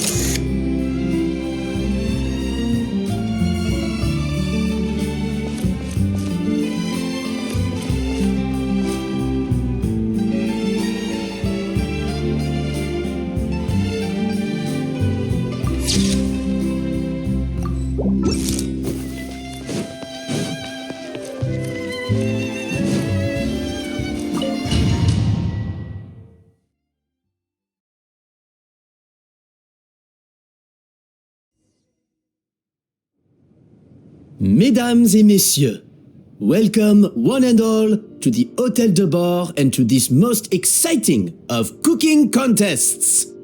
Savannah, I brought the original copy of the codex you asked for. Monica?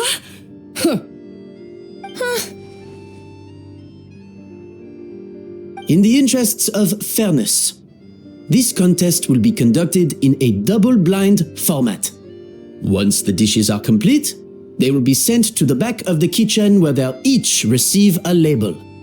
The labels will be placed out of sight underneath the plates, only to be revealed after the judges have sampled them and reached a final verdict. This is to ensure that no one will know which dish is made by which contestant. As one of the judges, I promise to be fair and impartial. When my meal got interrupted yesterday, I never thought this is how they'd make it up to me. Getting a seat on the judging panel is a pretty sweet deal. Both contestants have taken their positions. Then, without further ado, let the Hôtel de Bord cooking contest commence!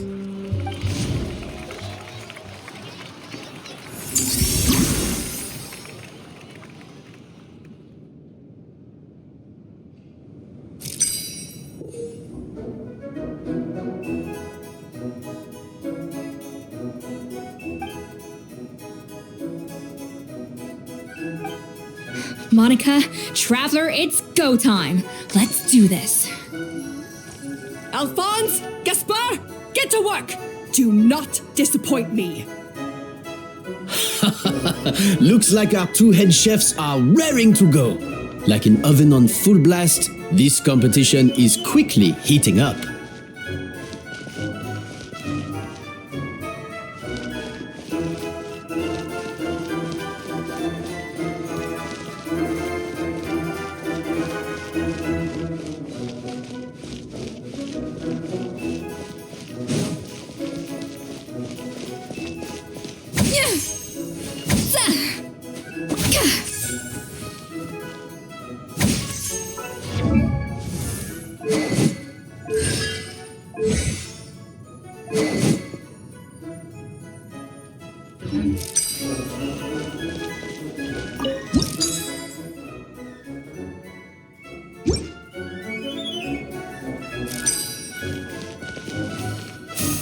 Frosting.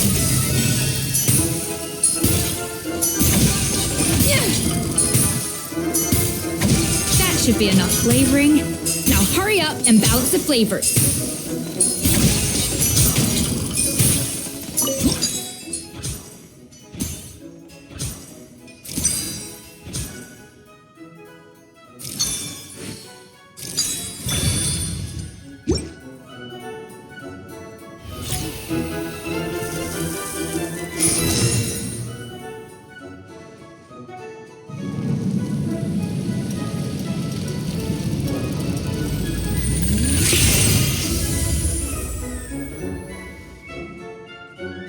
Come on, Escoffier! Come on, traveler!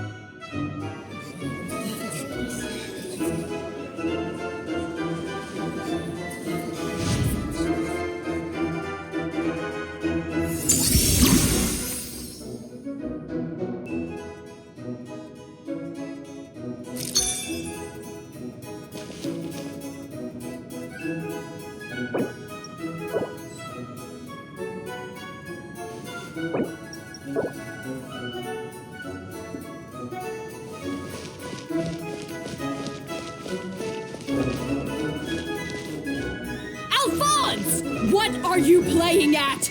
That's not how I taught you to do it! Stop horsing around and do it again! Yes, chef! Oh, tension in the ranks on Team Savannah. Will this slow their progress? For goodness sake, Savannah, what are you doing? Oh, forget it. I've got to focus on my own dish.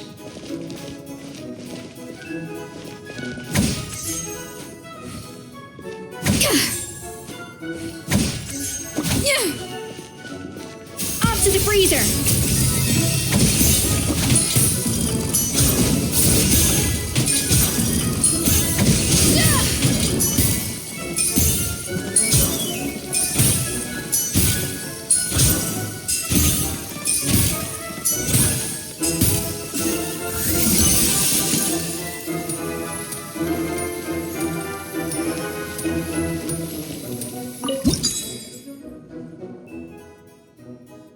The balance of flavors is about right, but the quantity is too low.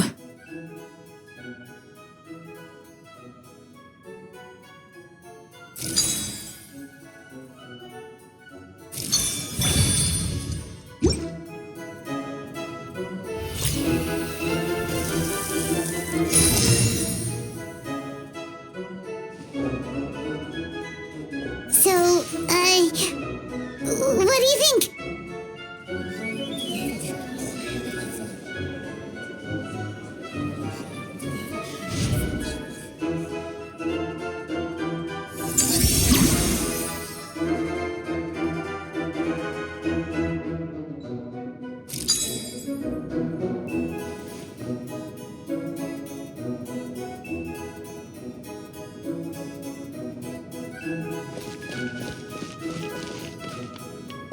Escoffier is already on the final step of the recipe.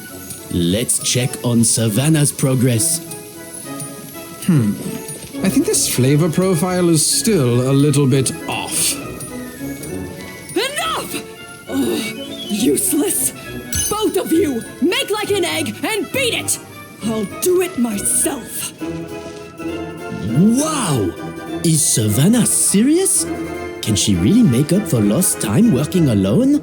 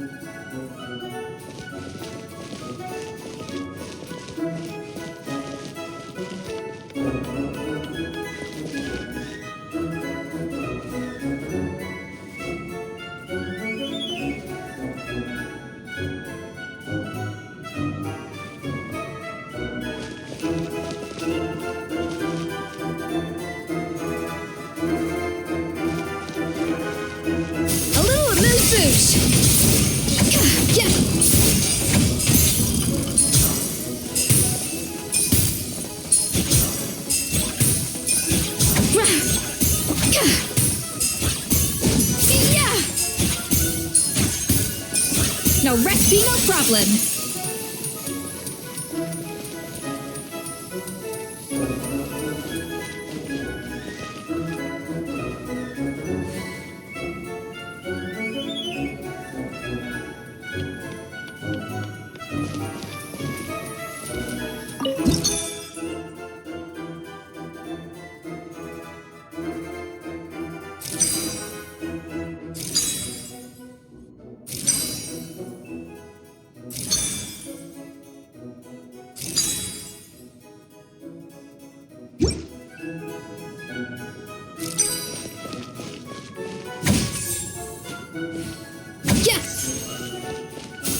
Frosting!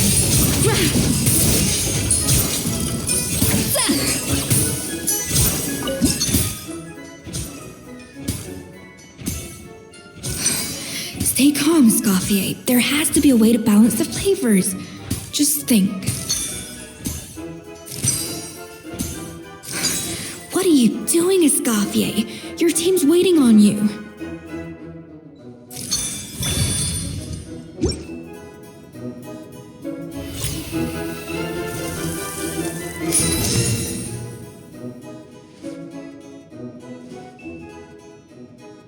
You can't match Escoffier's talent.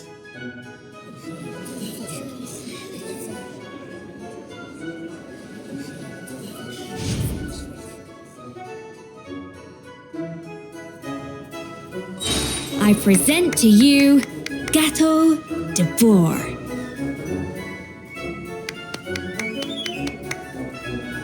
A burst of flavor.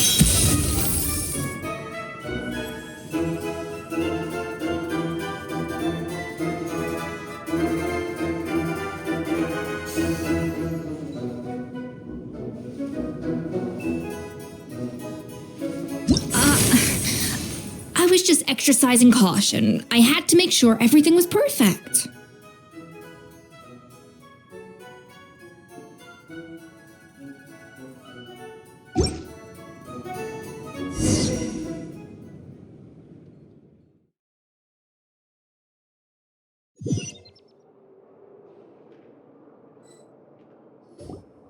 Time's up! Contestants, please take your dishes to the back.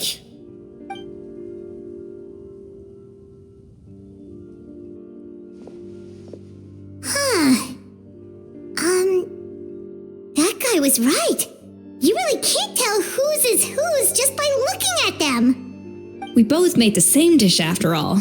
For all her flaws, Savannah's a talented chef who earned my recommendation for good reason. She wouldn't screw up something as elementary as the cake's appearance. Whoa! This is really rather good.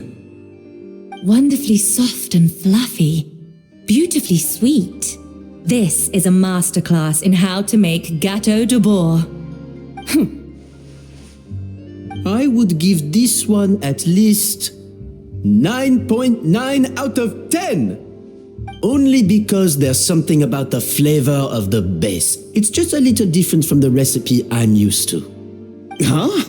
Really? I couldn't tell.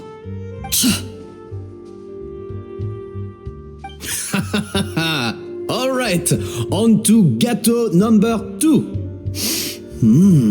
I haven't had a single bite and already this aroma is a delight to the senses. I have a feeling that this gâteau will be a gâteau for the ages. How exciting! I'm gonna dig in.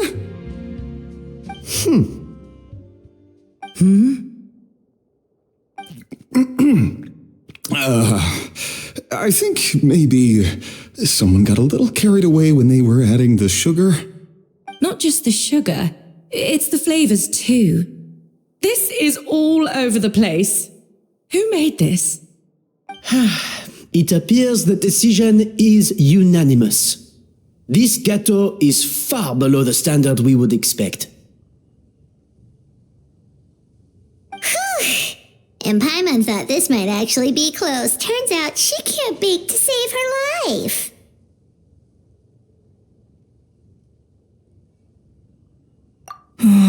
Something's not right here. Savannah may not be perfect, but no way is she this sloppy. I can now declare that the creator of the first gâteau has won this cooking contest. Now, all that remains is to turn the plate over and reveal the chef's name underneath. What?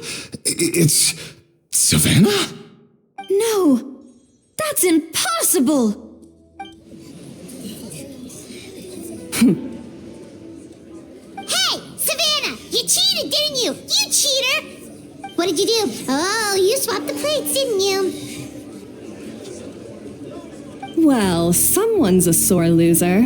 These cakes went from the oven to the judge's table without me ever laying a finger on them, and everyone here can attest to that. It was Van Gem's staff who labeled them in the kitchen. If you're looking to accuse someone, why don't you start with them? Isn't it more likely that Escoffier's lost her edge? Oh, or maybe her assistants let the team down. You take that back! Judges, we demand a rematch.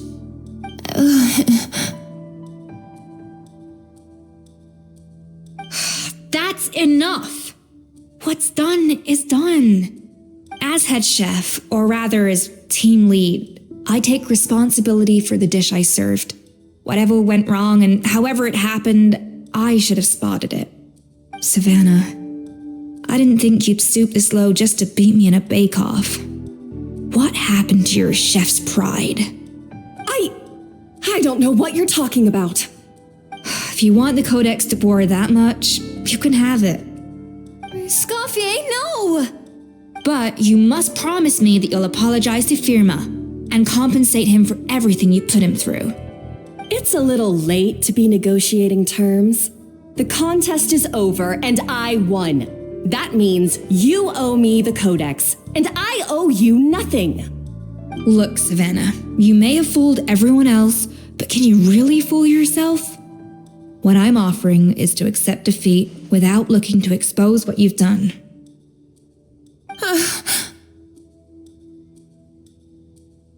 But only on the condition that you promise to stop putting so much pressure on your staff. Fine. I'll treat this as your final handover of duties from one head chef to the next. So, will that be all, ex-head chef? Or is there any other unfinished business you'd like to leave in my hands? I didn't mean that to be a scolding from your former boss, just a word of advice from a fellow chef and a friend. But I don't know if you're even open to input from other people anymore. I know what I'm doing. I don't need your advice. All right, fine. I'm glad to hear it.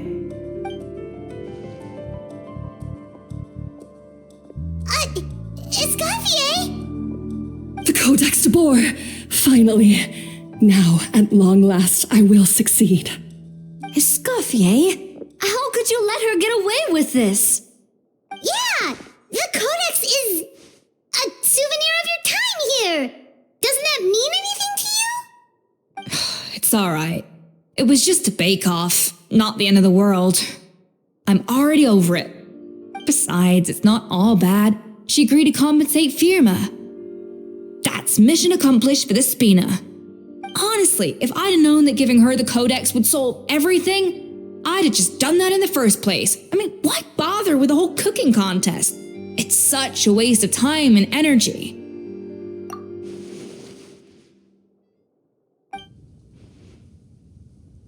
No. No! This doesn't make any sense! Huh? That's it? No secrets, no nothing? I don't believe it! This can't be happening. Oh, Chef Savannah! Savannah?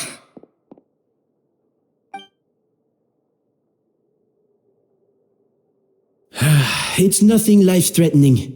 Just a lot of pent-up stress and exhaustion. Oh, I knew it. Pent-up stress? Her? The truth is, however hard she might be on the rest of us, the person she puts the most pressure on is herself.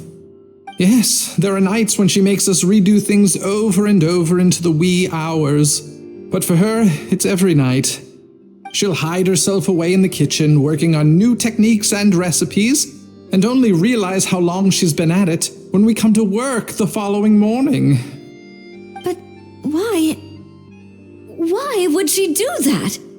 Our best guess is she doesn't want to be seen as less of a chef than Escoffier. And there it is. Even so, that's no excuse for taking her anger out on the rest of you.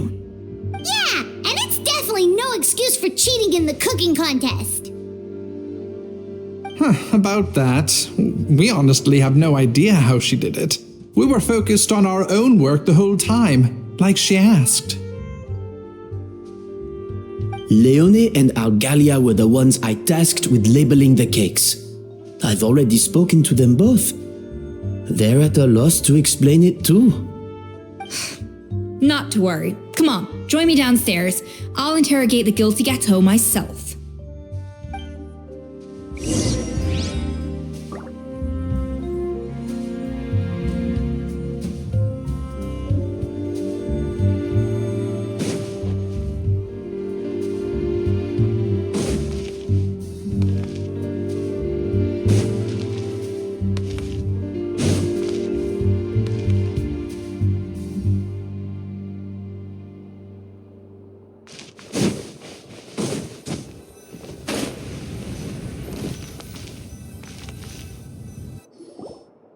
Well, how is it? Have you figured out what it was?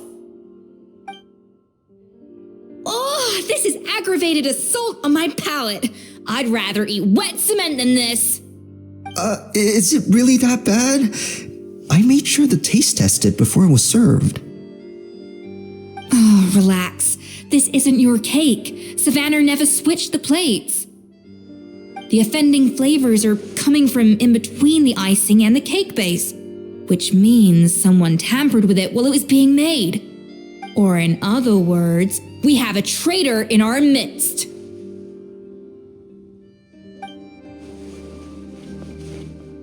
I'm sorry. I was forced into it.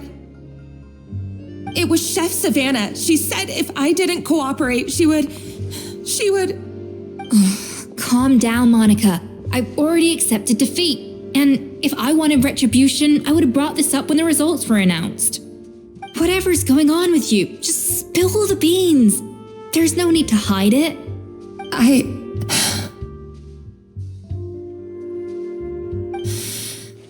I was the one who caused the food safety incident that one time.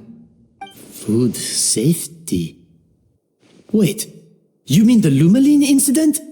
So you procured the contaminated ingredients? I think so.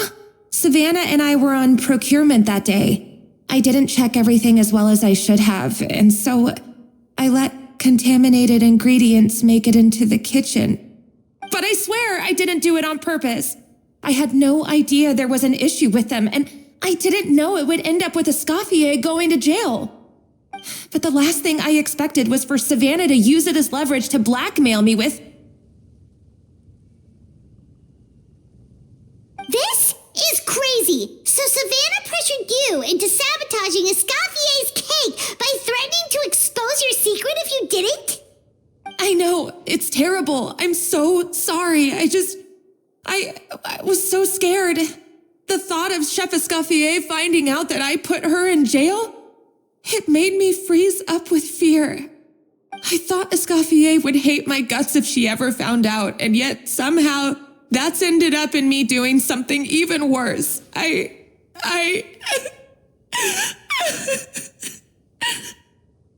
Seriously? All this fuss over a little slip-up? Huh?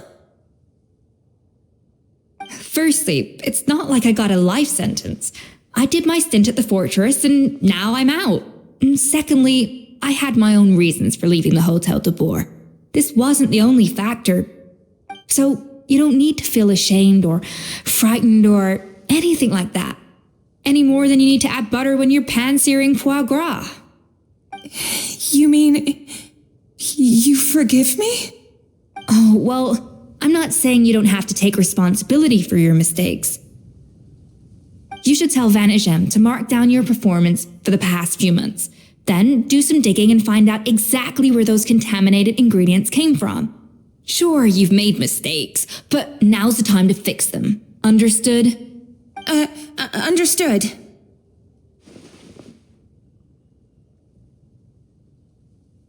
Good. Now, back to Savannah. What about the original codex would compel her to resort to blackmail? I have my suspicions. Not that I've got any proof to back them up, though. Ugh. What happened to me? I've overheard some customers murmuring about how the Hotel de Boer hasn't been the same since Escoffier left. They think our menu doesn't taste like it used to, especially our signature items. Now that you mention it, I noticed it during the contest too. I couldn't put my finger on it, but the flavor seems subtly different from how it used to be. But the difference was so small, I'm sure no one would notice it besides our most loyal customers and true dessert connoisseurs. Still, as head chef, it's easy to see why Savannah would get so hung up on it. So many times I've seen her make the cake base over and over again, late into the night, determined to match Escoffier's version. But something's always slightly off every time. Yeah, I've noticed that too. Never really gave it much thought, though. Thinking back on it now, it's clear that Savannah's been in a downward spiral ever since Escoffier left. She wants to prove that she can fill Escoffier's shoes. That's gotta be the reason.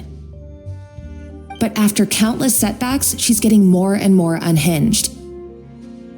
And at some point along the way, she switched from doubting herself to doubting Escoffier. Doubting Escoffier? For what?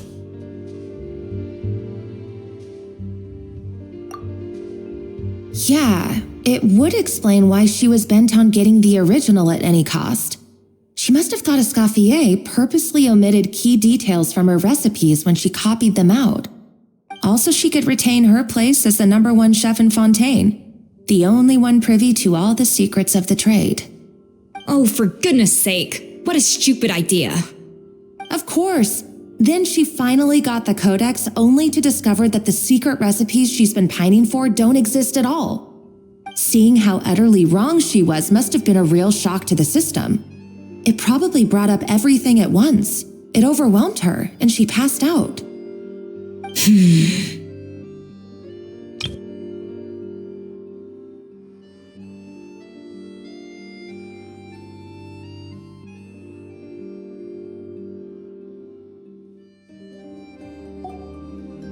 There's still one thing that doesn't make sense, though.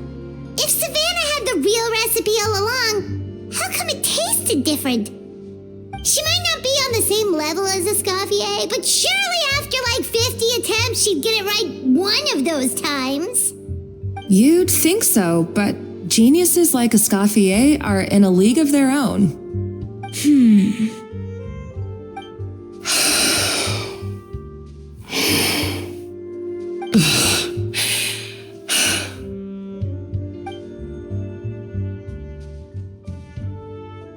New head chef, you say? What's her name? I don't think I've heard of her before. I wonder, can the Hotel de Boer keep its edge without Escoffier at the helm?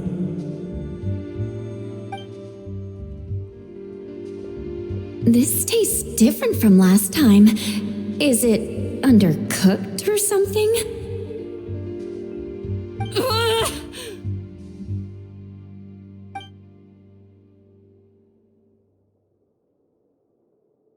Take this. It's a copy of the Codex de Boer.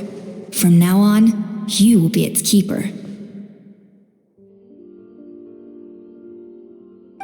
Don't listen to the doubters. If I say you can do it, then you can do it. Even if you don't believe in yourself, at least believe in me. Hey, did you hear me? Once I'm gone, the restaurant is all yours.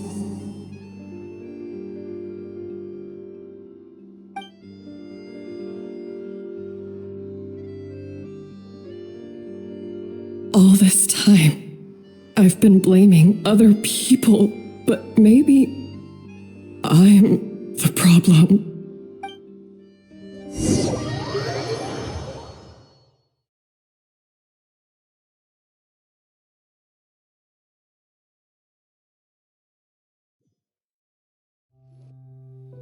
I sincerely apologize for putting everyone out.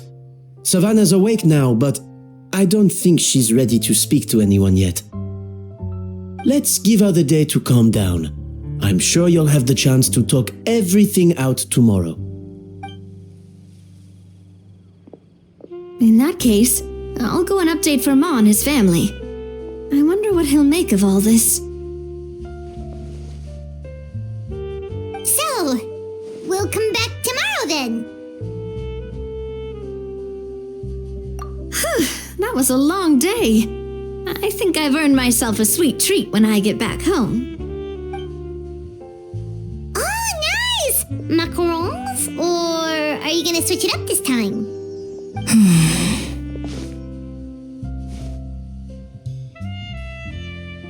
Traveler, how much do you know about the snow-winged goose? Every year they migrate long distances in search of a suitable home. There's always one goose at the front whose job is to lead the flock. Fontaine poets often use the image of that goose to explore the ideas about leadership and genius. They usually imagine someone who's a cut above the rest, a model of perfection. But what those poets don't know is that during a migration, the lead goose is always changing. Once the lead goose shows signs of fatigue, it retreats to the back of the flock and allows another goose to take its place. So the truth is that leadership, with all the responsibilities and pressures that come with it, it's something that everyone takes turns at. But we humans completely miss that fact when we project our own ideas about social hierarchies onto them. I guess what I'm saying is, I don't buy into this notion that there's some sort of gulf between normal and genius. Cooking is a science, not magic. Given the same ingredients, same recipe, and same environment, I see no reason why two different people shouldn't be able to create the exact same dish. Of course, some people have a more sensitive palate than others, and some people are just born bolder or more conscientious. But these are all variables that can be accounted for with time and practice. I'd have no reason to expect so much from others if I believed that perfection can only come from the hands of a genius. The only reason I hold people to high standards is because, well, I believe they're capable of greatness. Okay, I've made up my mind. I'm gonna get to the bottom of why Savannah failed. And come tomorrow, I'll give her the scolding of her life, pointing out all the mistakes she's made along the way. Then she'll finally see the error of her ways.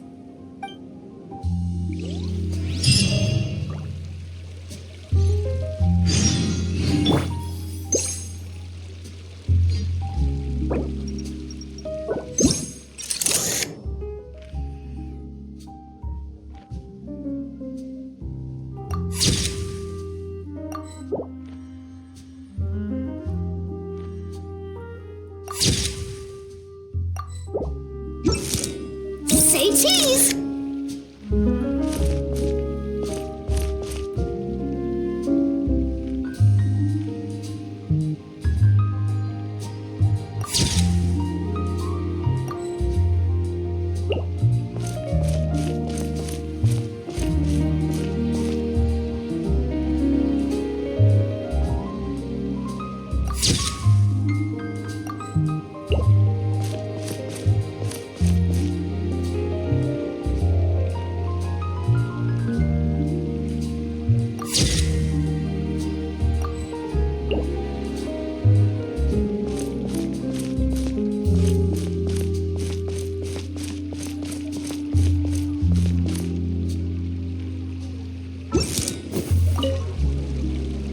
Thank you for your words of encouragement. I'm gonna head to the Hotel de Boer and spend the night investigating. I guess I'll see you tomorrow. Genius? Calling someone a genius is just another way of saying I'm too lazy to figure out how I need to improve.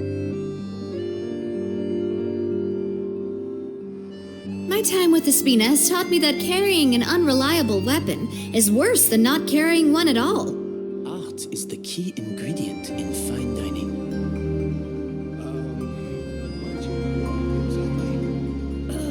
I'm so annoyed. Forget about me. This is about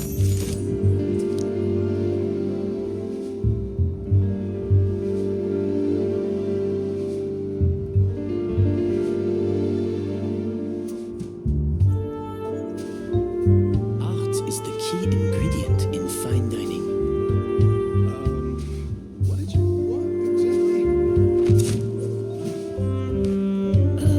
I'm so annoyed. Forget about me. This is about what you want.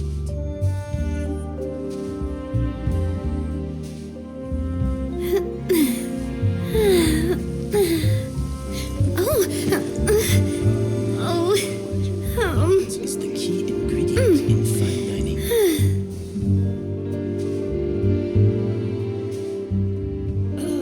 I'm so annoyed. Forget about me. This is about what you want.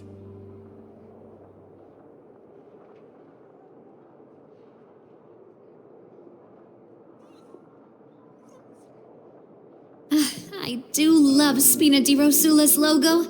It was designed by my mother. Ingredient. Have you noticed how it's shaped like a heart?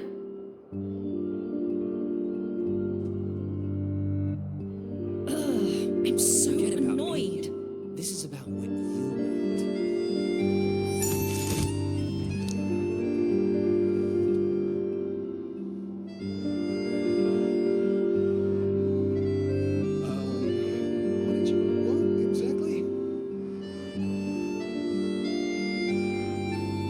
Art is the key ingredient in fine dining. I'm so annoyed.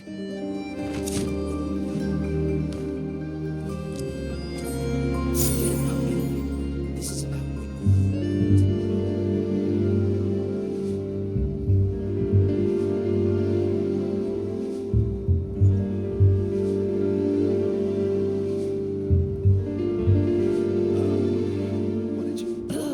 I'm so annoyed. Art is the key ingredient in fine dining.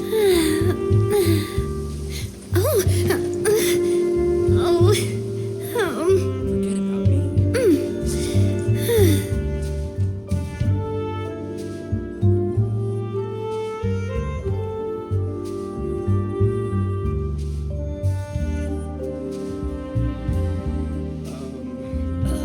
I'm so annoyed. Art is the key ingredient. I really want to go traveling. I don't mind where we go, as long as I have my friends with me.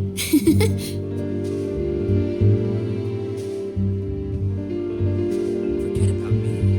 This is about what you want. I'm so annoyed.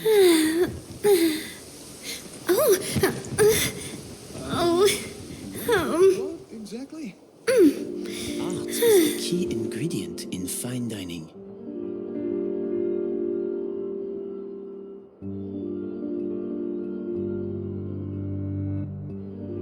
My time with Espina has taught me that carrying an unreliable weapon is worse than not carrying one at all. This is about what you want. I'm so annoyed.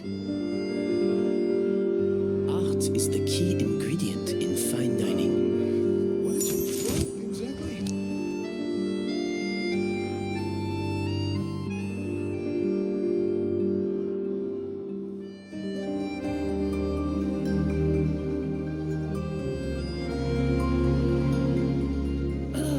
I'm so annoyed. Forget about me. This is about what you want. Art is the key ingredient in fine dining. What did you want exactly?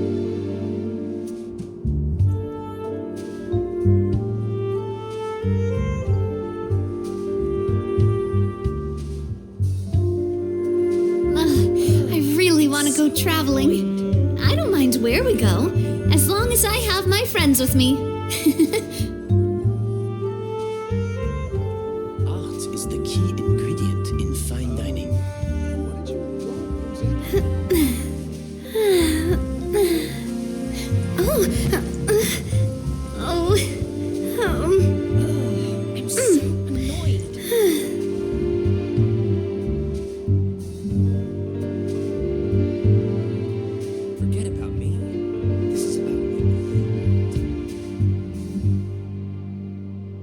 is the key ingredient in fine dining. What did you want exactly?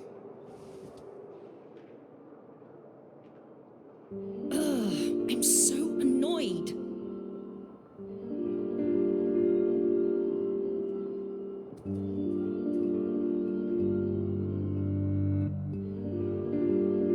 Forget about art is the key ingredient in fine dining.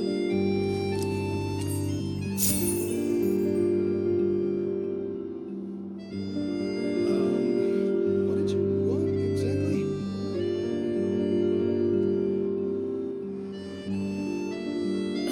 I'm so annoyed.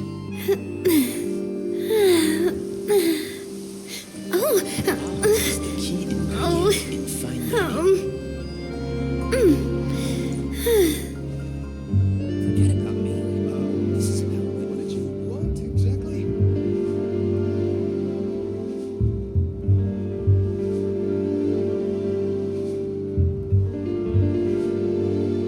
My time with Espina has taught me that carrying an unreliable weapon is worse than not carrying one at all.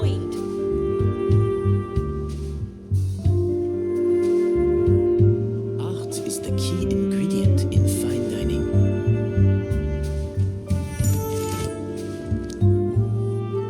Forget about me. This is about What exactly? I'm so annoyed.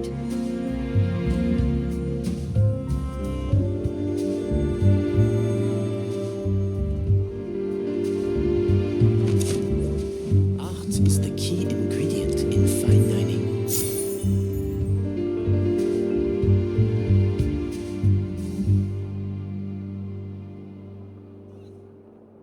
Forget about me. This is about What did you want exactly? I'm so annoyed.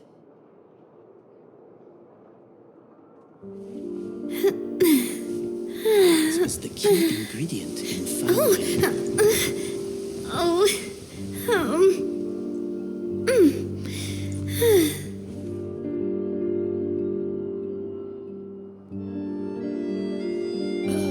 I'm so annoyed.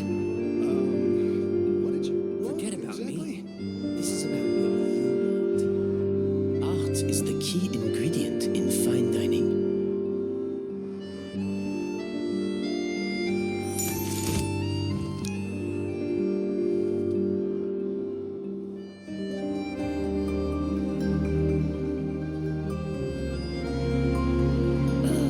I'm so annoyed.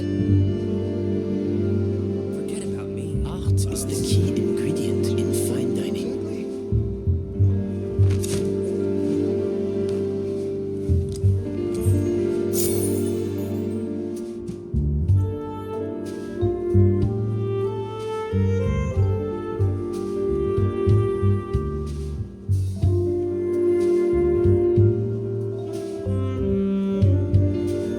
I do love Spina di Rosula's logo.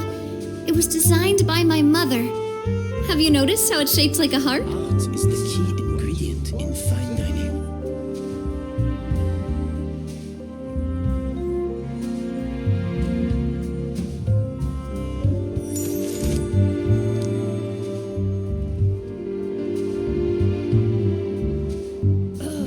I'm so annoyed. Art is the key ingredient in fine dining. Forget about me. What did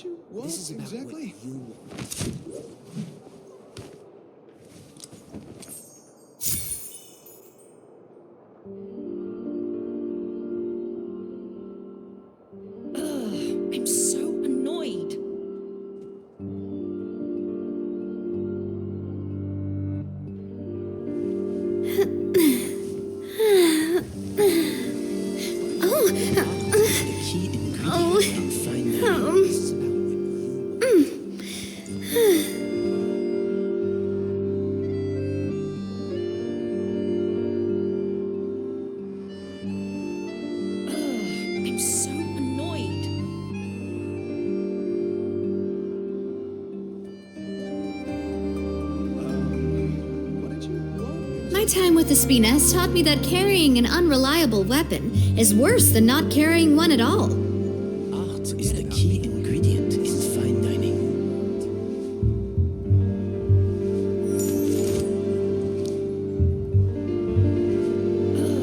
I'm so annoyed.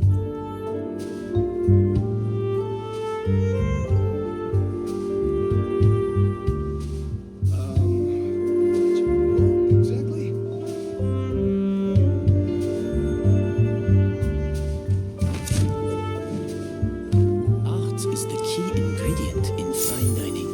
Forget about me. This is about what you want. I'm so annoyed. Art is the key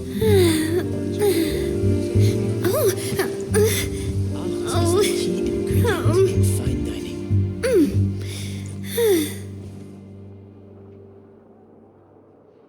Forget about me. This is about what you want. I'm so annoyed.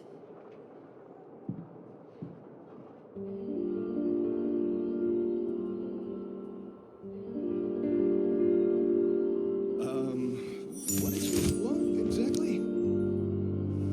Art is the key ingredient in fine dining.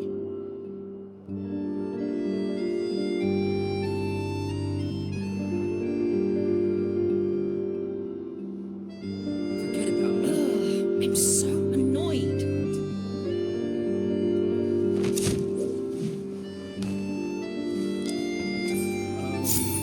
What did you what exactly? Art is the key ingredient in fine dining.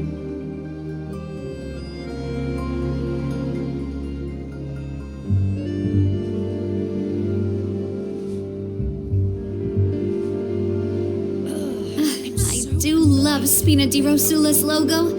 It was designed by my mother. Have you noticed how it's shaped like a heart? What exactly?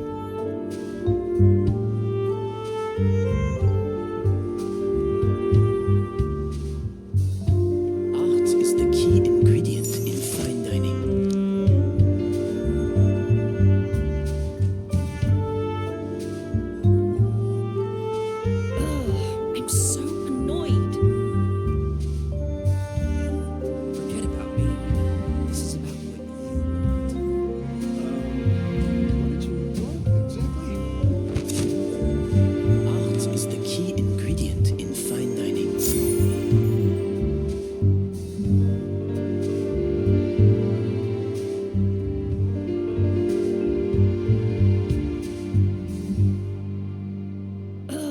I'm so annoyed. Forget about me.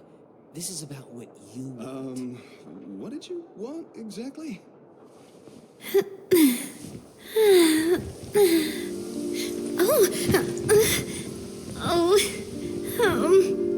Art is the key ingredient in fine dining.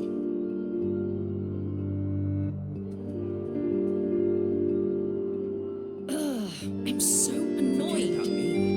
This is about what you want. What did you want exactly?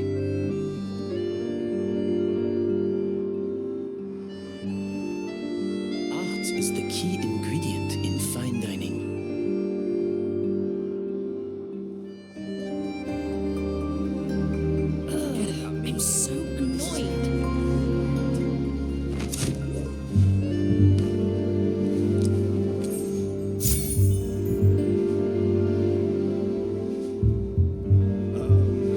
What did you what exactly?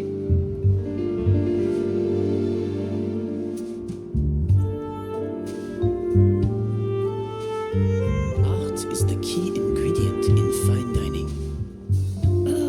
I'm so My time with the Spina has taught me that carrying an unreliable weapon is worse than not carrying one at all.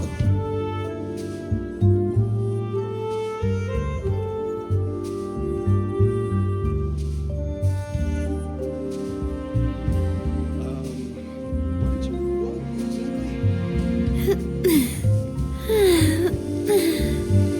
Art is the key ingredient in fine dining.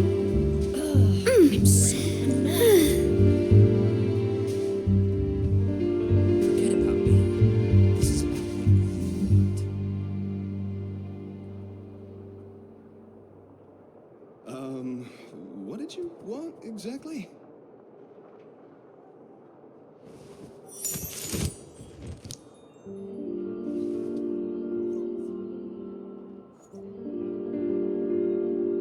Art is the key ingredient in fine dining. I'm so annoyed. This is about what you want. What did you want exactly?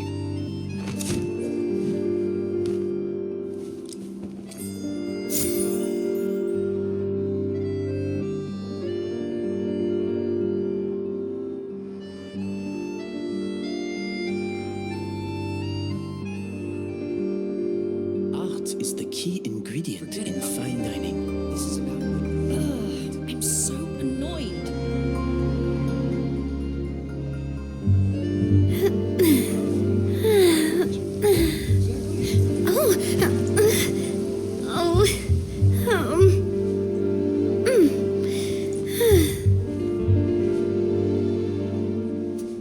Art is the key ingredient in fine dining. Forget about me. This is about what I'm so annoyed.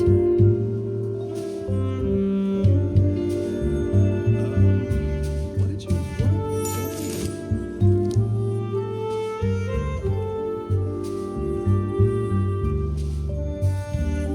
art is the key ingredient in fine dining.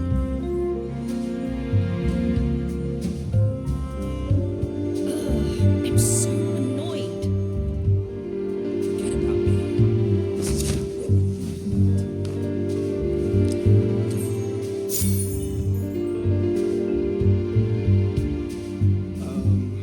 What did you want exactly?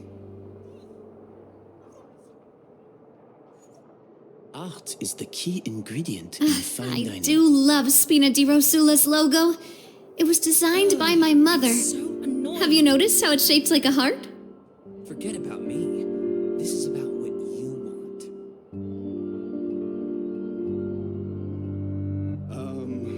What did you want exactly?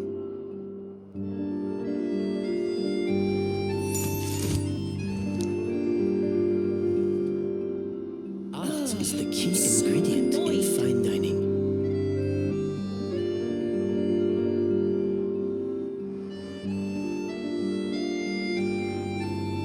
Forget about me. This is about what you want. What did you want exactly?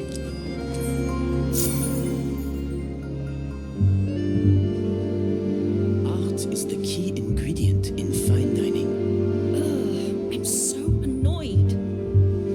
I really want to go traveling. I don't mind where we go, as long as I have my friends with me. Forget about me. This is about what you What did you want exactly? want. Art is the key ingredient in fine dining.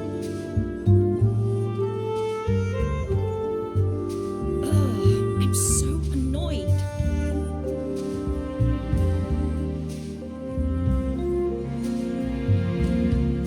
Forget about me. This is about what you What did you want exactly? want. Art is the key ingredient in fine dining.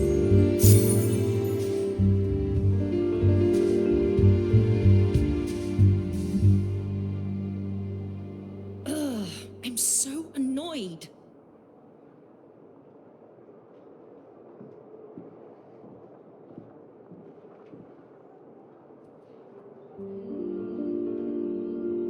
I do love Spina di Rosula's logo. It was designed by my mother. Have you noticed how it's shaped like a heart? In fine dining.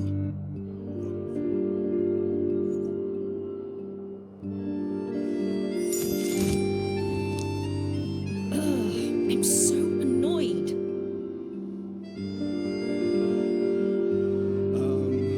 What did you want exactly? Art is the key ingredient in fine dining. Forget about me. This is about what you want.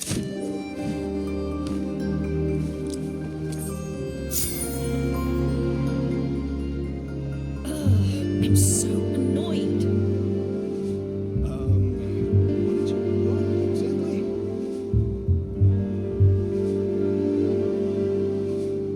Art is the key ingredient in fine dining. I really want to go traveling.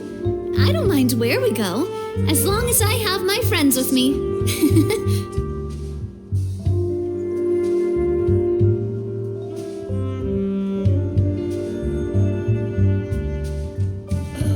I'm so annoyed. In fine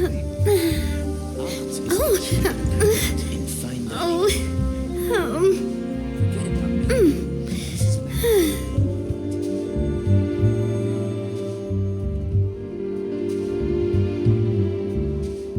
Forget about me.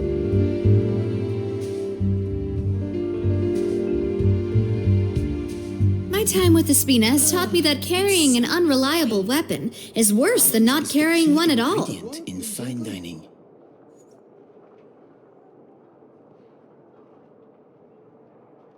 Forget about me.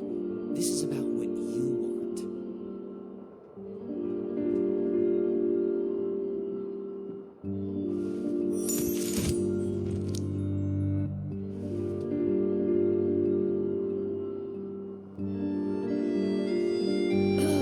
I'm so annoyed. Art is the key ingredient in fine dining. What exactly? Forget about me.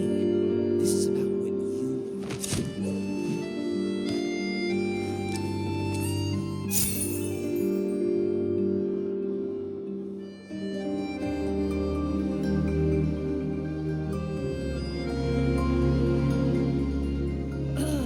I'm so annoyed.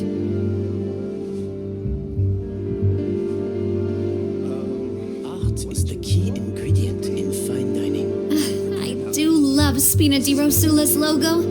It was designed by my mother. Have you noticed how it's shaped like a heart?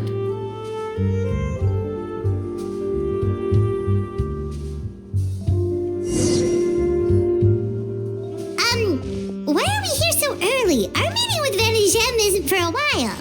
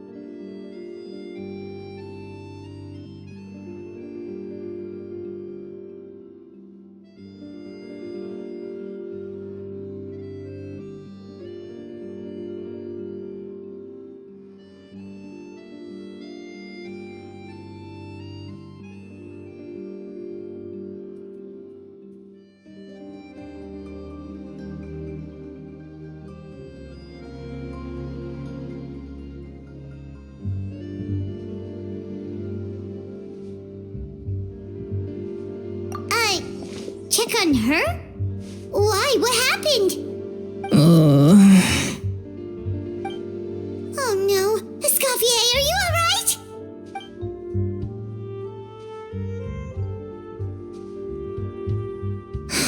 I'm fine. Just need to get some more coffee in me. Huh? What happened to my coffee? Did I really drink it all? All right. Thanks. I appreciate it. Well, there's cooking facilities here, or we could just grab a cup of coffee from Cafe Lutece, but either way, hurry!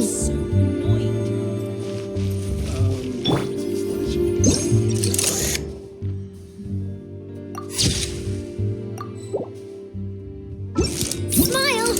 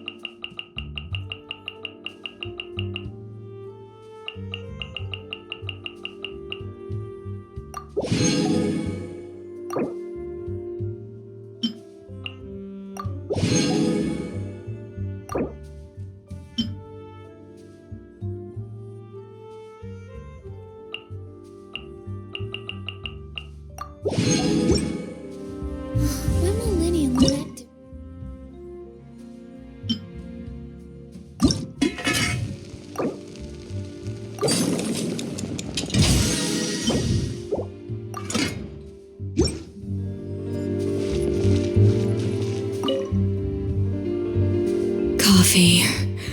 Need coffee.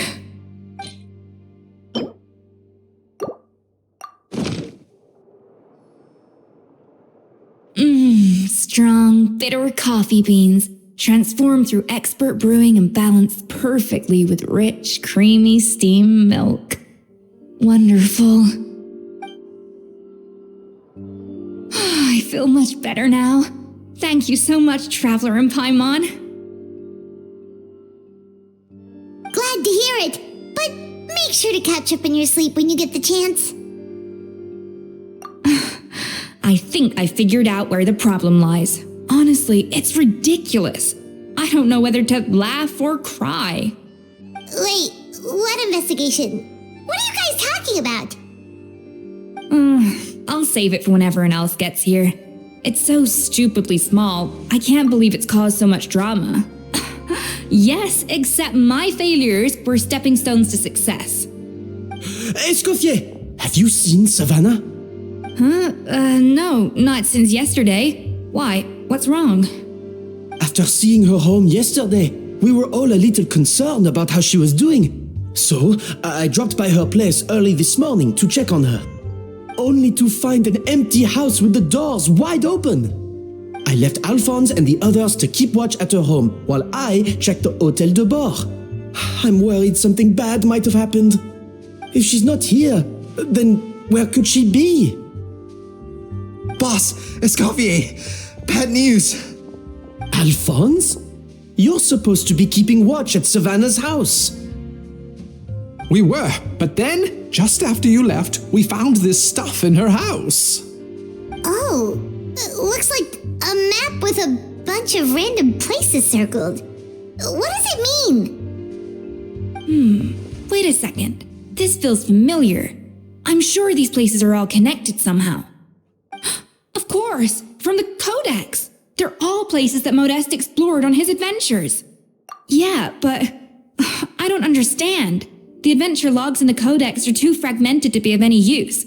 How come this map shows all the missing details? The Codex de Bord? Then, this place marked in red out at sea. Could that be the fabled birthplace of Gâteau de Bord?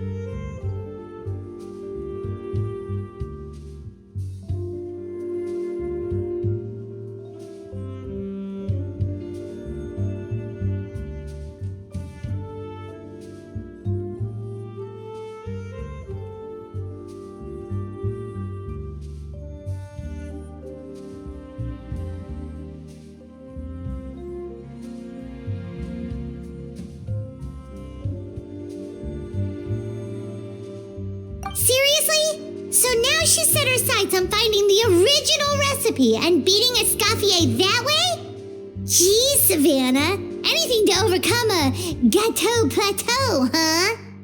Ugh, idiot! Does she have a death wish?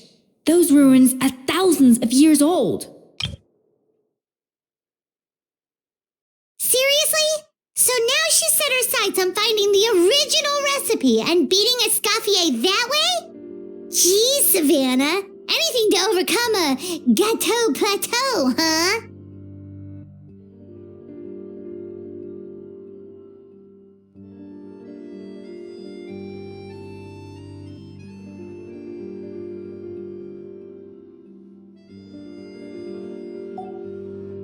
Hold on, there's more. Besides the map, we also found these letters.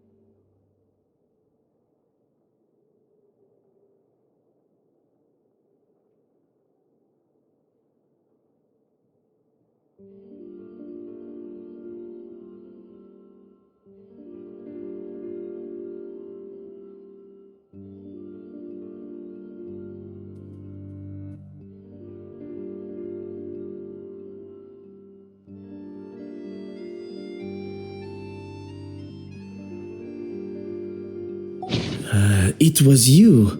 You let the Lumaline through, didn't you? It sounds like a threat letter. Does this mean that Savannah was responsible for the safety incident? And not Monica after all? Retrieve the codex by any means necessary. So the cooking contest and the cheating. Someone else was behind her pulling the strings? She's keeping the true recipe to herself. Ugh, this is all such a mess. Paimon needs a second to process this. First, we thought that Savannah forced Monica to cheat in the cooking contest. But now, it turns out that someone else forced Savannah to force Monica to cheat?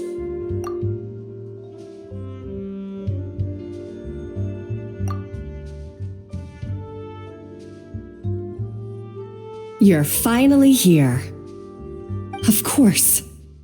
I should have put 2 and 2 together as soon as I read your threat letter.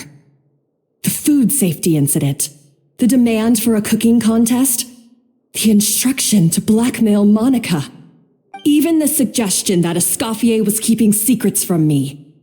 It was all part of your grand plan, wasn't it, Monica?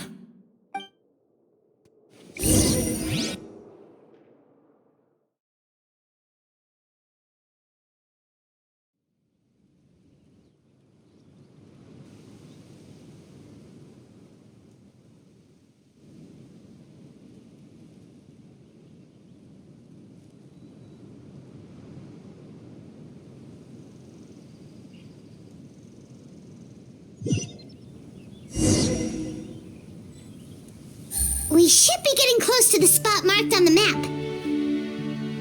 Of all the stupid things she's done, this really takes the cake. The moment we find her, I'm gonna curse the living daylights out of her.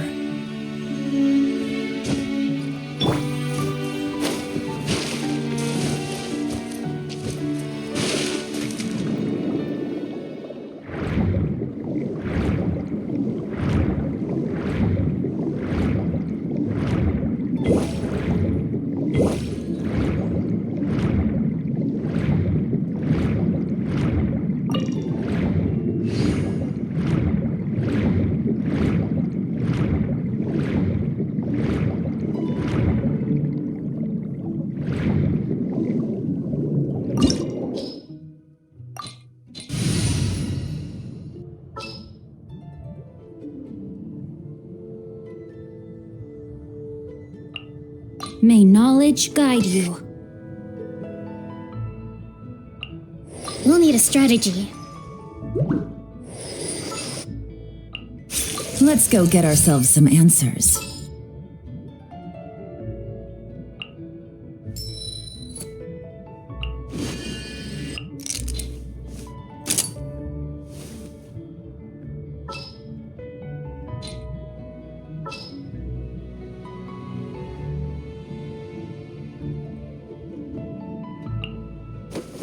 We can do this!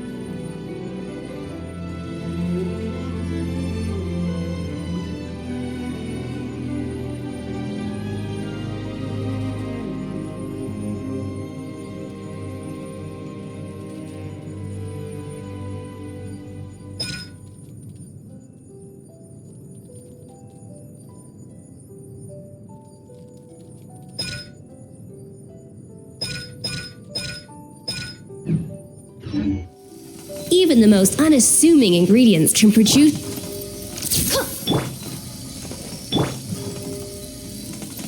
An inspired melange! Say cheese!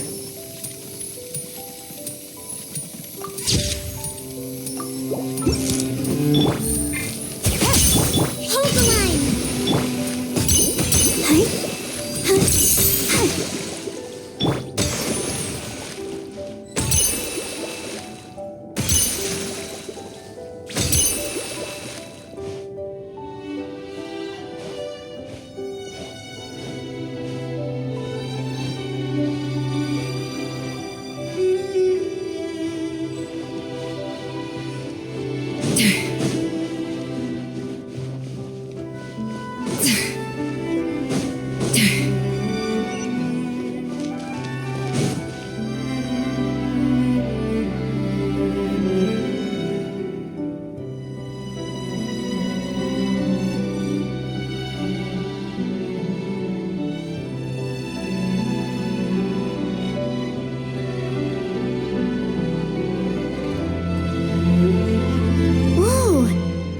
Looks like an underwater restaurant, doesn't it? Suddenly, the idea of an adventure chef finding secret ingredients makes a whole lot more sense. I think Modest's codex mentioned this place. A public bath from the time of Remoria. So yeah, definitely the kind of place that would have served food and drinks. Huh? Some blubber beasts have come to join the party? How did they get here?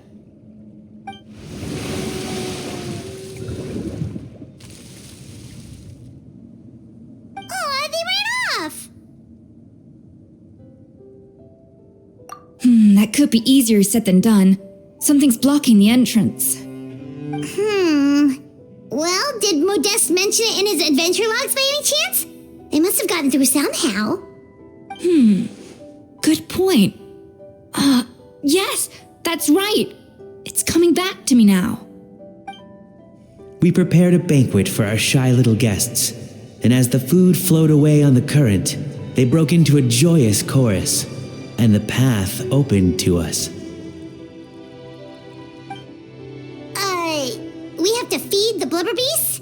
With what? There's nothing here besides rocks, romaritime flowers, and lumitoile. See, this is why you should always bring snacks. You never know when you're gonna need them. Now we have to head all the way back to shore and grab some. There is no time for that. Romaritime flowers and lumitoile will have to do. They may not look appetizing to us, but who knows? They could be blubber beast delicacies. Wait, we're seriously gonna try this?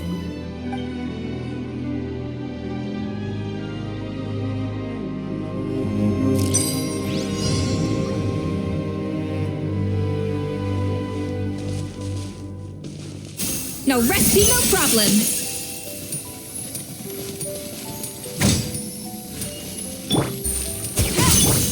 Allow me. Let the show begin. A dash of frosting.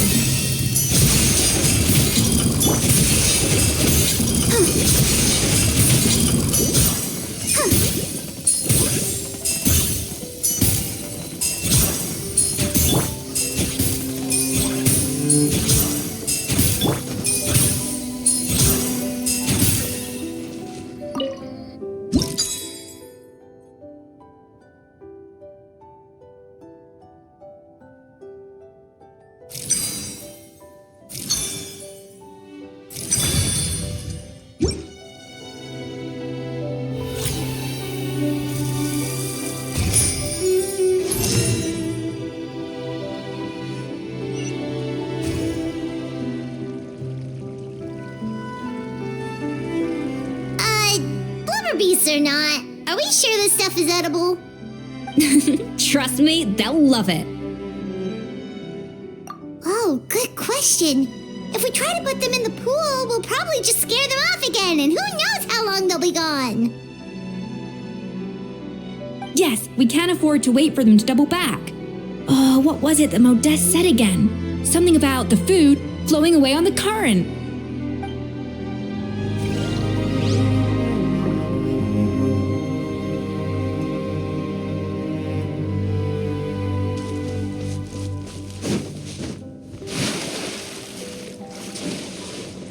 Hey, be careful! Scare them off too much and they might not come back again.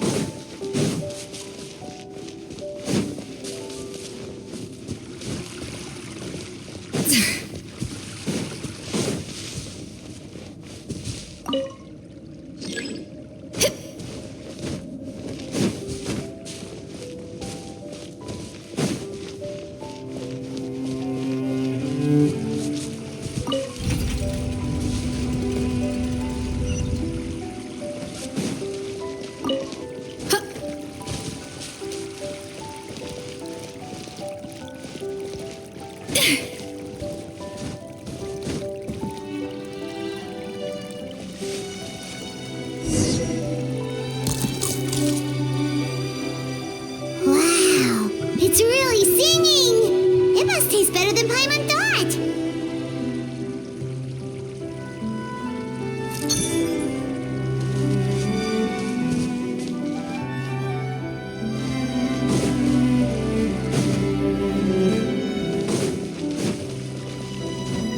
The tracks turned back again. Oh, so annoying.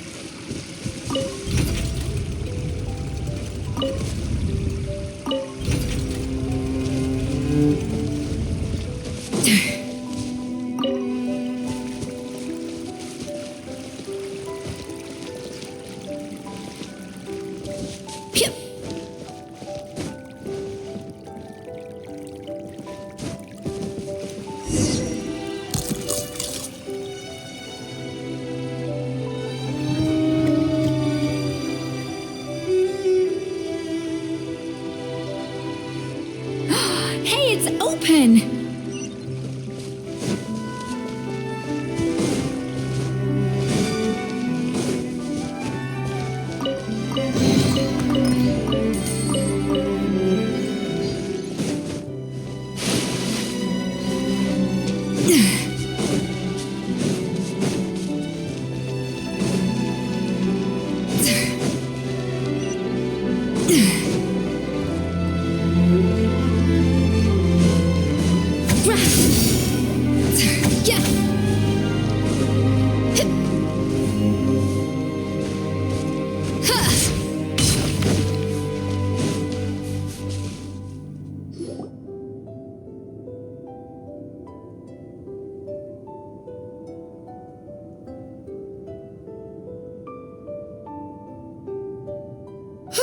Hey, give me your water. Here. I said your water, the one you just drank out of? Sure.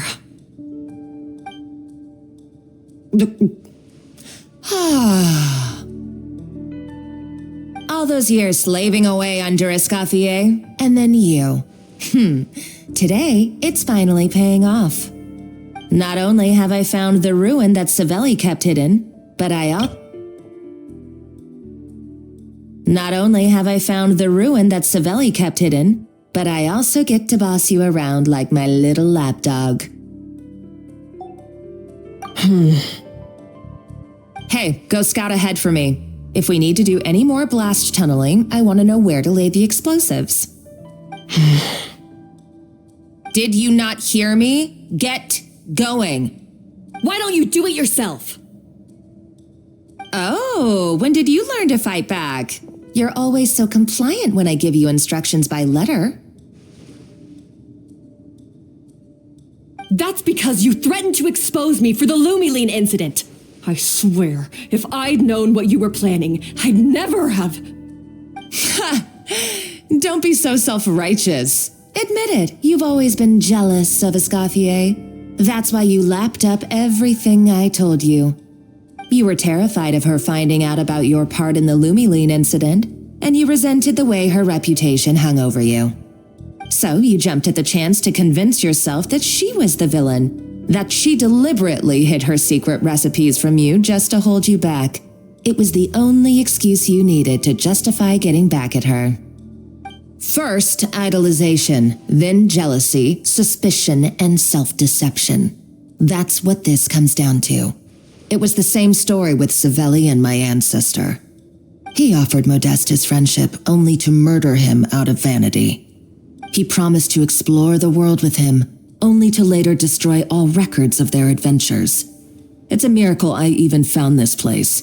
You have no idea the countless hours I spent piecing it all together. So you see, you're no better than Savelli. If you can't beat him, betray him, right? I am no Savelli, nor will I ever be. Oh, put a lid on it. You really think you can absolve yourself of your vindictive and jealous behavior now, just because you finally realized that Escoffier never kept any secrets from you? You didn't show any remorse when she left, or in the cooking contest. Why start now? You have no right to redemption. You're right. I don't deserve her forgiveness. But I am done being bullied into submission by you! Ooh, feisty. But you should watch your tone. Talking to me like that could get you in big trouble. I somehow doubt that, since I poisoned both our water bottles. What? Ever since I learned the truth, I've been biding my time, waiting for this moment. You've played me like a fiddle for so long, and now this is payback! But you drank it too. It's what we both deserve. This is the price we must pay for betraying Escoffier. You'll die here with me, Monica! You.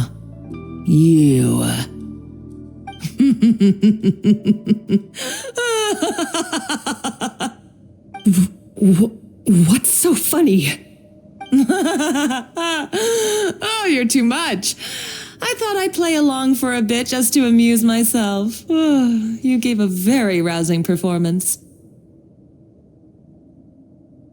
I saw your dumb plan a mile off. There's no poison in these bottles, just clean, fresh water. No. Revenge is a dish best served cold, you know? Did you really think your half-baked plot would fool me? You're a lousy chef, and you make a lousy villain too. A complete waste of space. No wonder you never amounted to anything. Everything I ever did was a failure. And now, I failed again for the last time.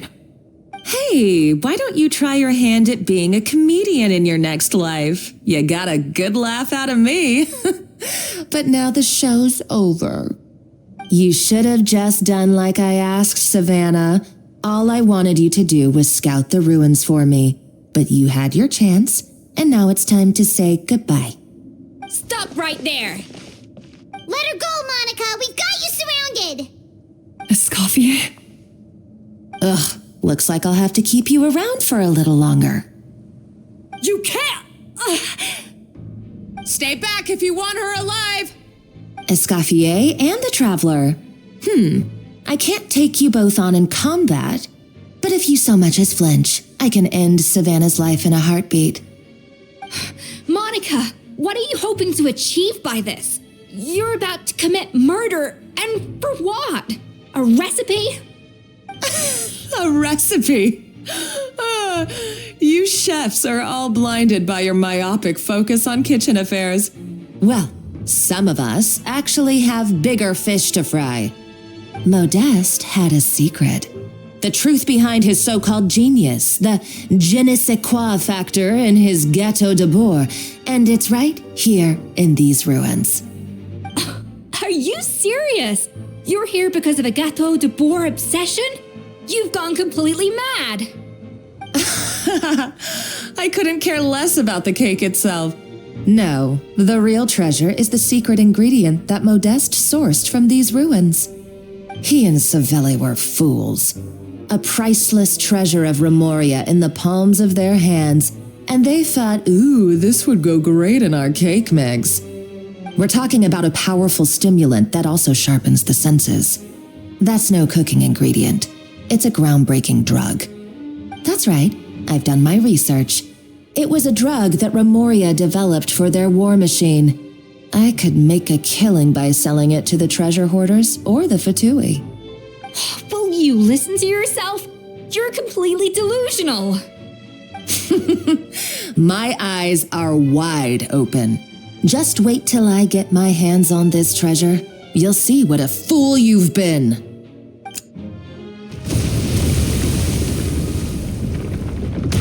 Wait, what's that sound? Just when I thought she couldn't get any crazier. She's lucky the whole place didn't collapse. Uh-oh, Savannah's gone too. Monica must have taken her. Oh, what a coward. She's only taken her hostage because she knows that she's no match for you.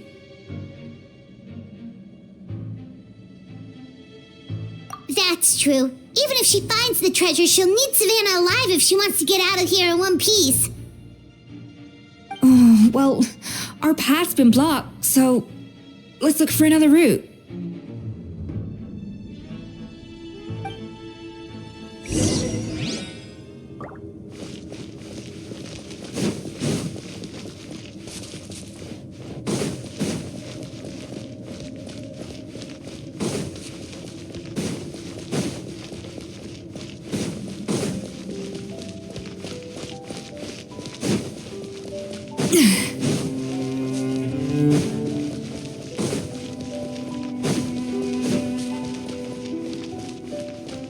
The water looks pretty deep here. Maybe it leads somewhere.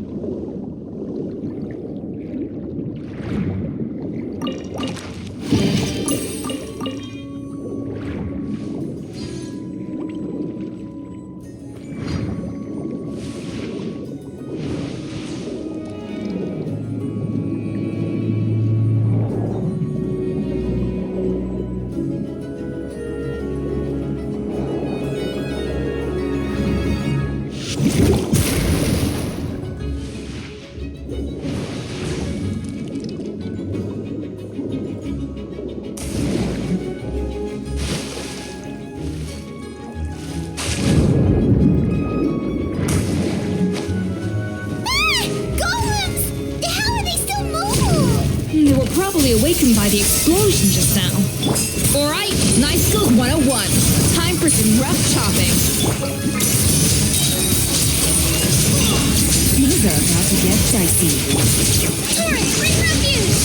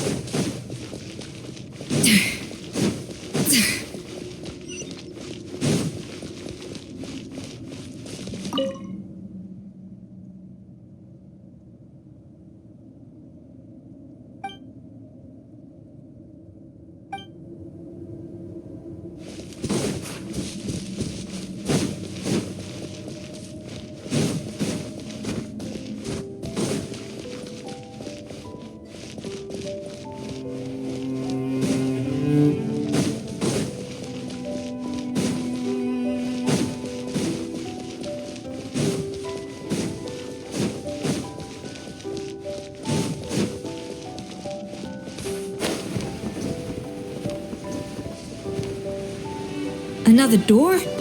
Guess we need to prepare another feast for our guests.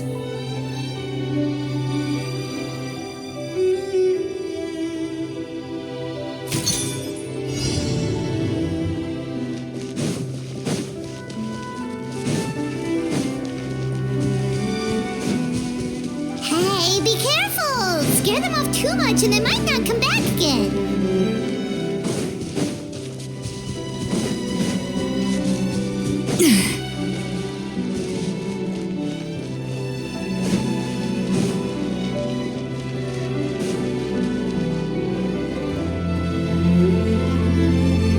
Off to the freezer!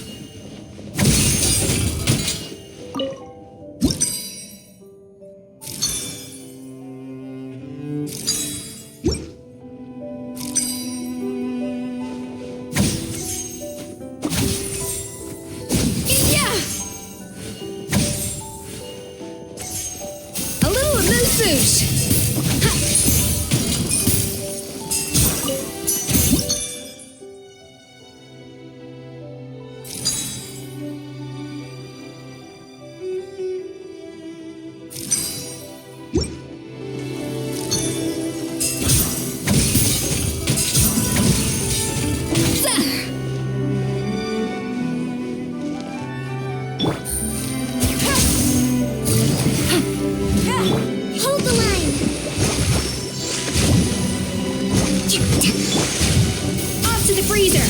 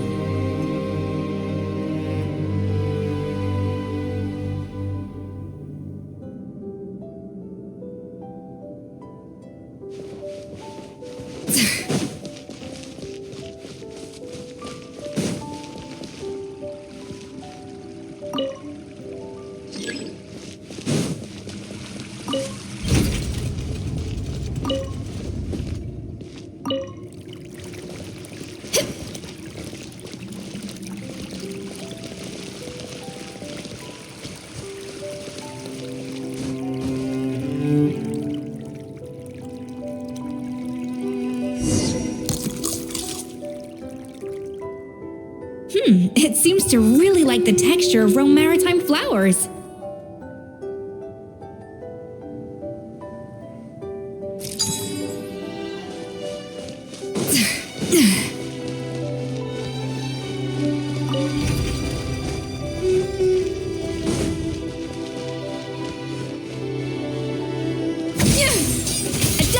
frosting! Yeah! Ha! Sha! Sha!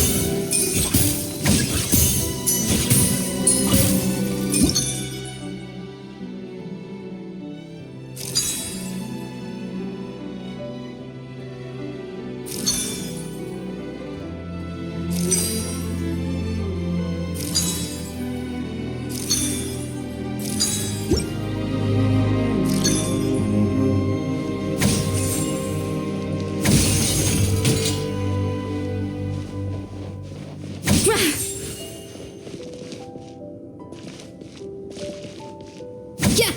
Off to the freezer!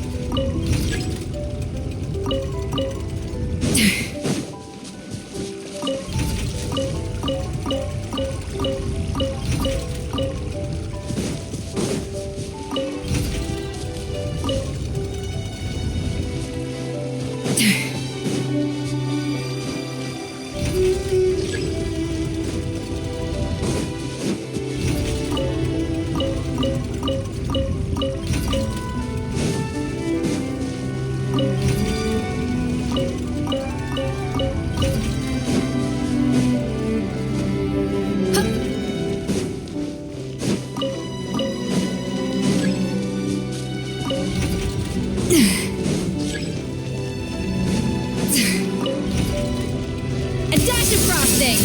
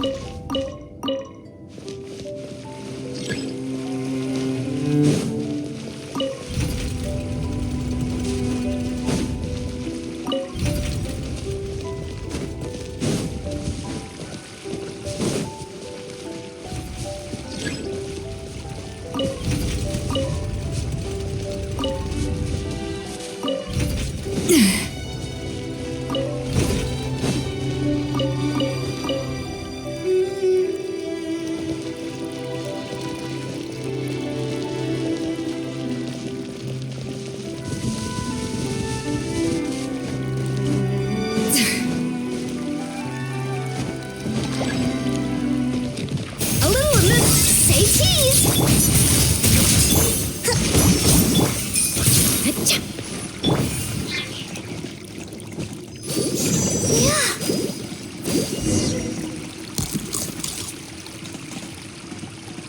I never knew you could process Lumitwol like that. Alright, I've got to jot this down. Lumitwols and maritime flowers. This could open the door to a whole new world. Yep, that's literally the plan. Wait, hold on. Which door are you talking about?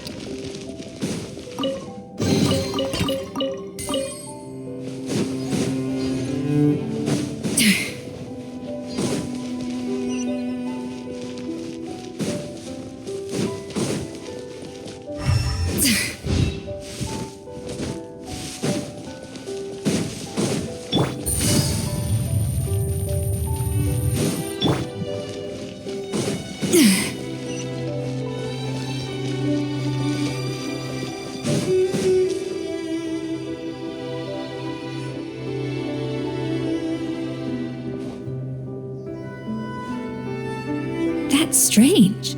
These don't look Romorian to me. More like last century Fontaine. Adventurers from last century Fontaine, huh? Oh, Modeste and Savelli, do you think they camped here? By the looks of it, this was a one-person camp. They adventured together, but maybe one of them came back alone at a later date. You really think so? Trust our adventurers' instincts. We're pros at this stuff, just like you're a pro in the kitchen.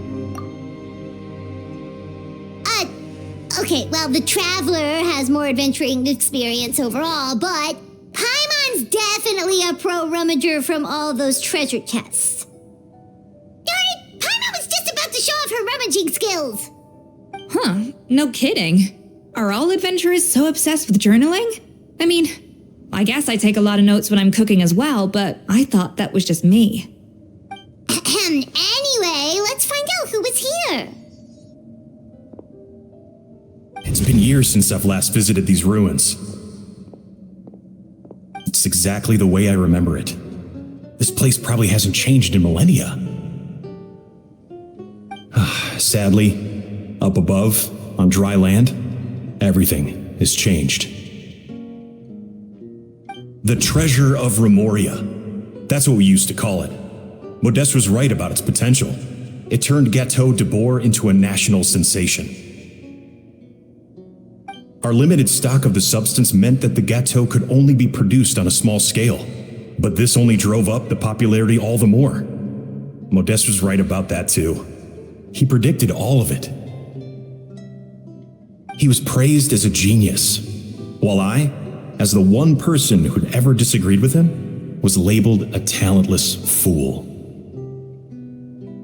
Modeste tried his best to console me, but I knew better than anyone just how great the gulf was between us. Our conversations grew scarce, and we saw less and less of each other. I didn't fight it. He had new friends and a career of his own. Why invite further disdain by inserting myself where I did not belong?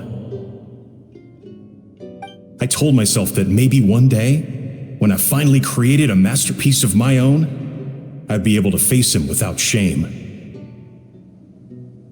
Or maybe one day, when I've put these feelings of self-loathing behind me, I'd be able to ask him with a smile on my face, how about we go on one more adventure, for old time's sake? Unfortunately, that day will never come. So it was Savelli. From the sounds of it, he came back after Modeste had already died. I always thought it was just a legend.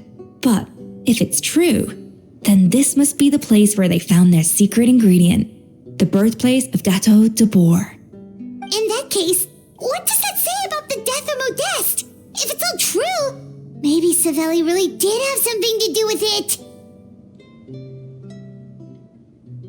The taste of Gâteau de Bourg has changed. Modeste was convinced of this, even though everyone swore they couldn't tell. Being the perfectionist that he was, he refused to accept even the slightest flaw in his work. He stopped all sales of the product, locked himself away in the kitchen, and worked day and night, vowing to find out where he had gone wrong. But as he baked and taste tested over and over again, he found he only strayed further and further from the original taste. It was only when he was sipping on coffee one day and realized he could not taste the bitterness that the truth finally dawned on him. What had changed was not the gâteau, but his sense of taste. The treasure of Remoria stimulates the senses, taste included, and invigorates the spirit. In the short term, it offers people the ultimate gourmet experience, but in the long term, it dulls their senses entirely. In hindsight, it made perfect sense. After all, why would a culture that sought liberation from the constraints of their bodies care for the loss of their senses? But we realized it too late. We were just too late. Over the course of his many culinary experiments, Modeste exhausted the remaining supply of the treasure of Remoria. He consumed it all himself. The finest culinary talent of his generation now faced a future in which he would never be able to taste anything ever again. Finally, in despair, he took his own life.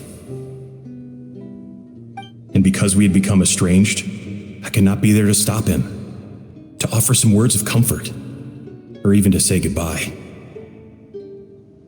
Yet despite everything, he sent me his final letter.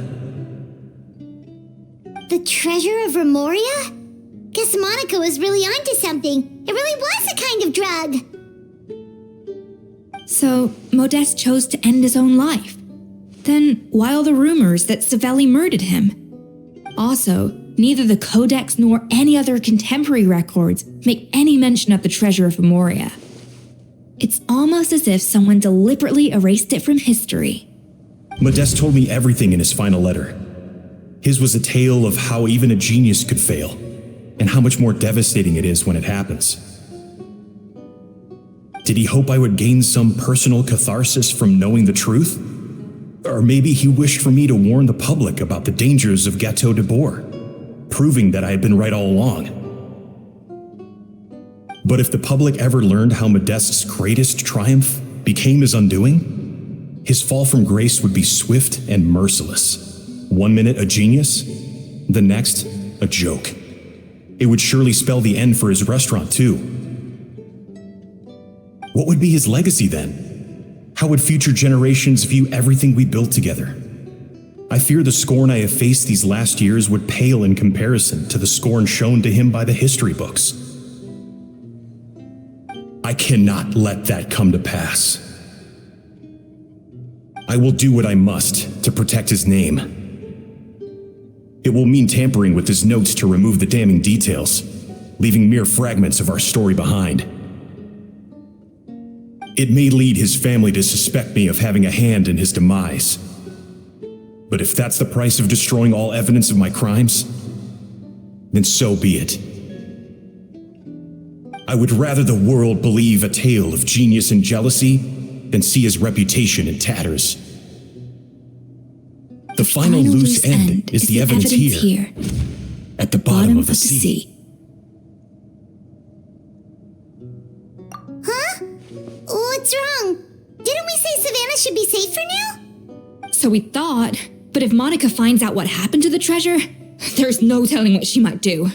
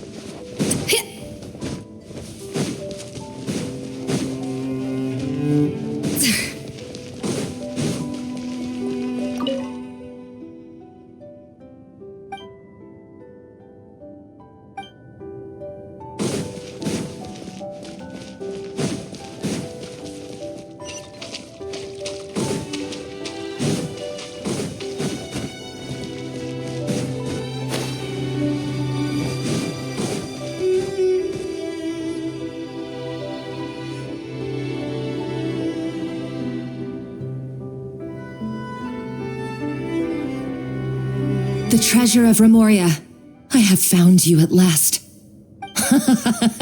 Savelli, you tried your best to bury the truth, but you underestimated the children of Modeste. Some fragments of his diary escaped your clutches, and we have held on to them for generations. But I have to thank you too, Savannah. Without your help retrieving the codex, and with it the last piece of the puzzle, I may never have found this place. But now, finally, the secret to Remoria's military might is within my grasp. The treasure of Remoria is mine! Oh. It's empty. It's empty! Monica? Oh, we were seconds too late. Escoffier? What's the deal with that jar? Savelli's final act. He wanted to conceal the secret of the treasure forevermore and make sure it would never harm anyone again. So he came here after his friend's death and destroyed every last shred that remained. This can't be happening. All the years I spent piecing together the truth, all my painstaking planning. All that for an empty jar? Monica, don't do anything stupid. This ruin is more dangerous than you realize. Oh, shut your pie hole! Praise be to Lord Remus. You barbarian shall be slain.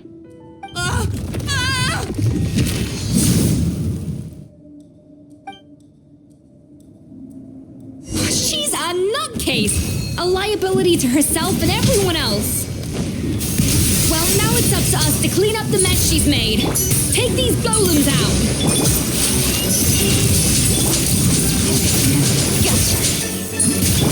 Come on, we can do it. I'll protect us. Yeah.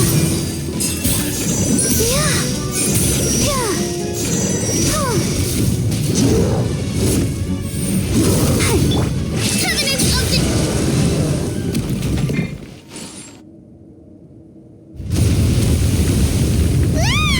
Why is this place still shaking?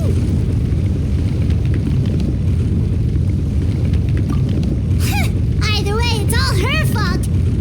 Enough chit-chat. Let's get out of here, Traveler Escoffier, come on! Okay, I'm coming. Oh, no you don't. If I can't get what I want, neither will any of you. I've got nothing to show for my life's work so far. But if I can take another so-called genius down with me in my final moment, then it was all worth it. You're a psycho.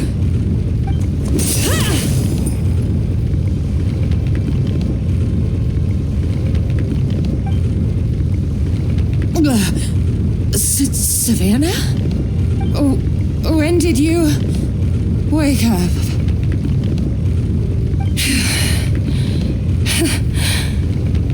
I may be a lousy chef, but it looks like I'm not a complete waste of space.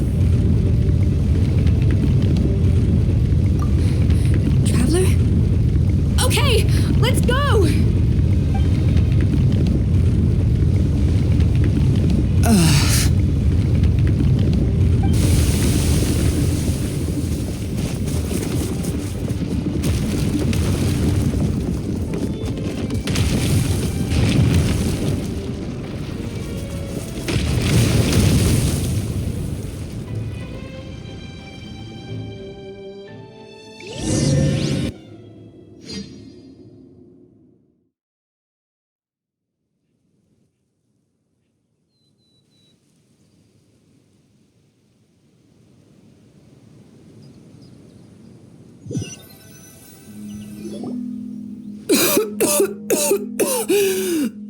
Escoffier!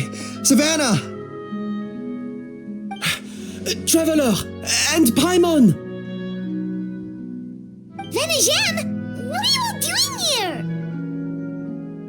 What did you expect us to do? Stay at the restaurant and sit on our merry derrieres while the Traveler and Escoffier were out here risking their lives? We had to do something, even though that something ended up being, well, waiting for you here instead. I don't deserve any of you. And I certainly don't deserve to be your head chef. It was my fault Escoffier had to leave. Then I couldn't live up to her standards. I acted like a tyrant in the kitchen. And now I almost got myself killed. Come back, Escoffier. Come and be our head chef again. I'll never be able to replace you. Okay, so everything I said to you the day I left, it just went in one ear and out the other? Huh? Sorry, I was kinda in my own head at the time. All I could think about was the Lumiline situation. What was it you said again? Forget it. It doesn't matter. Anyway, I didn't leave this job because of you. And you're not nearly as awful a chef as you think. If you were that bad, why would all your staff show up here for you? Escoffier's right. Sure, you nitpick our work and get us to do things over a lot. But when it comes down to it, you're the one who's always doing whatever it takes to make sure the customers get served on time, every time.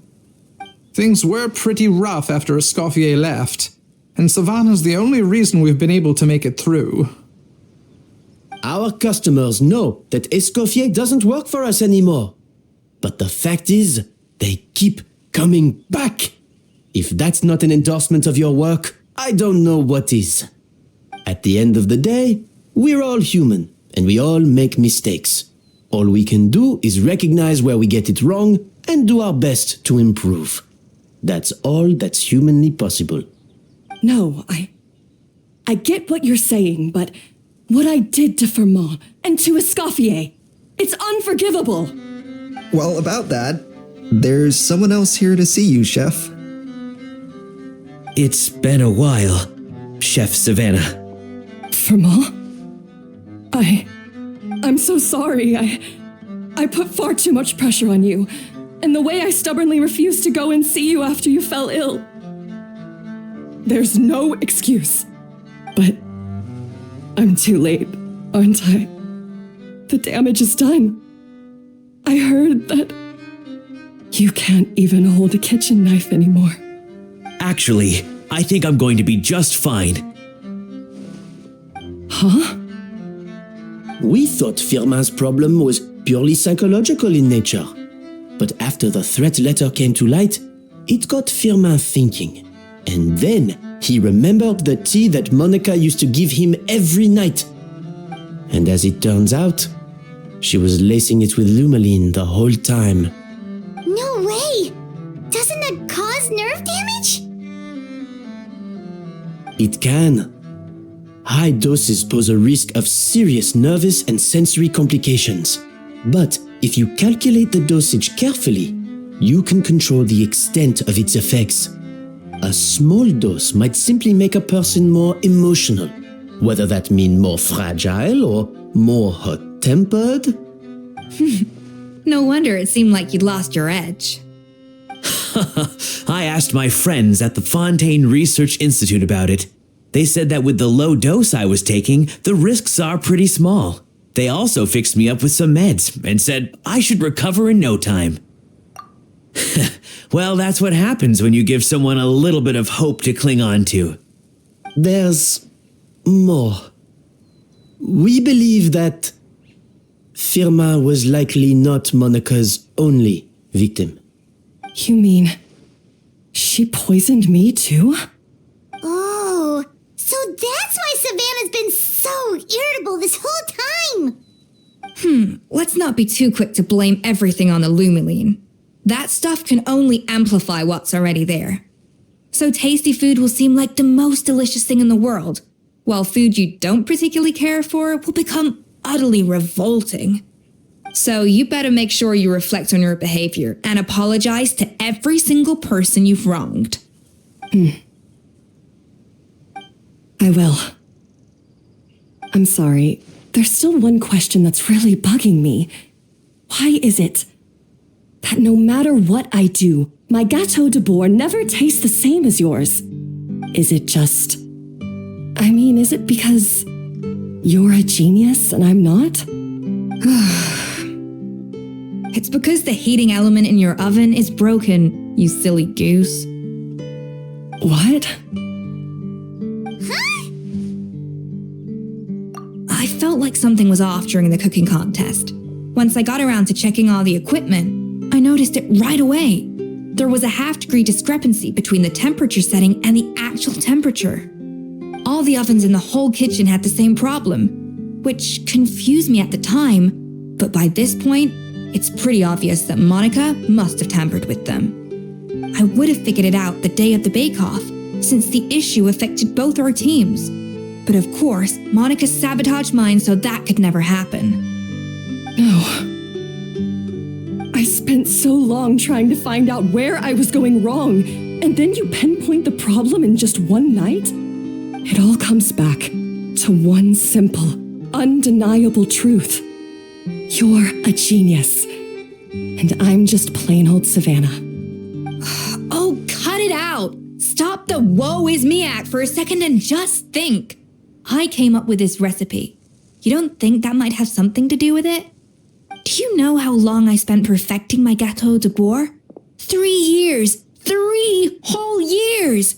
I know this dish inside out, back to front and upside down.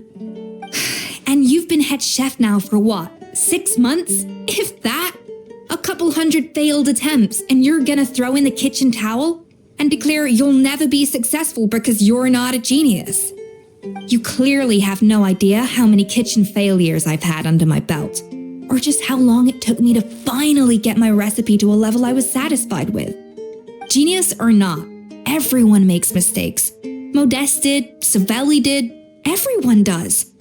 You're only a lousy chef if you don't face up to your mistakes, learn from them, and then keep chipping away until you crack the problem once and for all. Surely you haven't forgotten all that. You were no lousy chef back when I handed you the reins. I haven't forgotten, and I'll make sure I never do. That's our head chef. Ha-ha! Sounds like we won't need another changing of the guard in the Hôtel de Bord kitchen anytime soon. Huzzah! Aw, what a perfect ending to a crazy journey. Look how happy everyone is. So you got your mojo back now? Yeah. Thanks to you, Escoffier. In fact, no. Thanks to all of you. Aw, friends again. So nice to see them finally settle their beef. Good. So now that's out of the way. It's time for payback. You cheated in our last bake-off, and I demand a rematch right now. Huh? But that was mostly Monica's fault, wasn't it?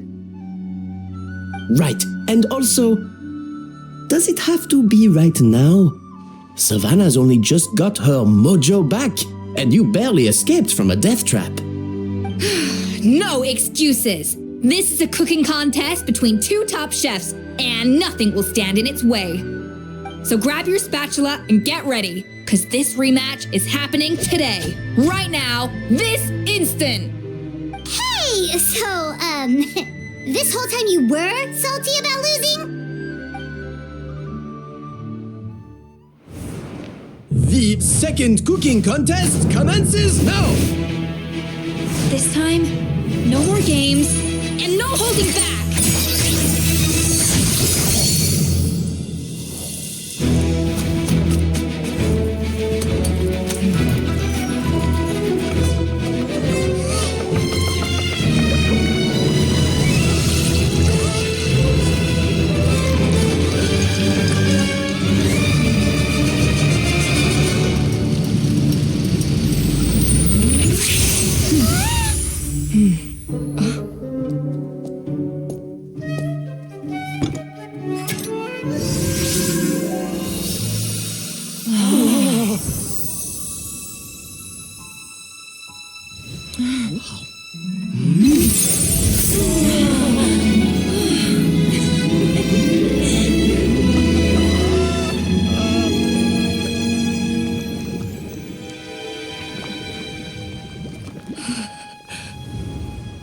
I feel like I don't have the right to be here. Hey, what are you so afraid of? You can't unbake it now. And if you don't serve it, then good or bad, you'll never find out how to improve. If you're too scared to fail, you'll never know what real success tastes like. So? Embrace your failure. Taste it. Digest it. That's the way to success. I don't know. Sounds like it's easier said than done. I'll do it.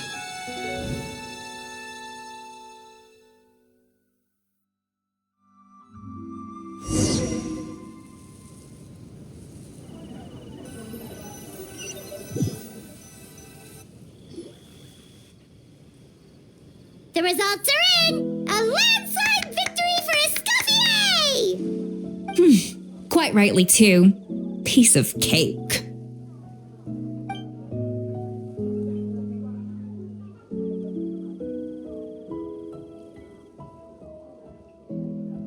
Oh yeah, look at that! Savannah looks pretty chipper too, considering she lost.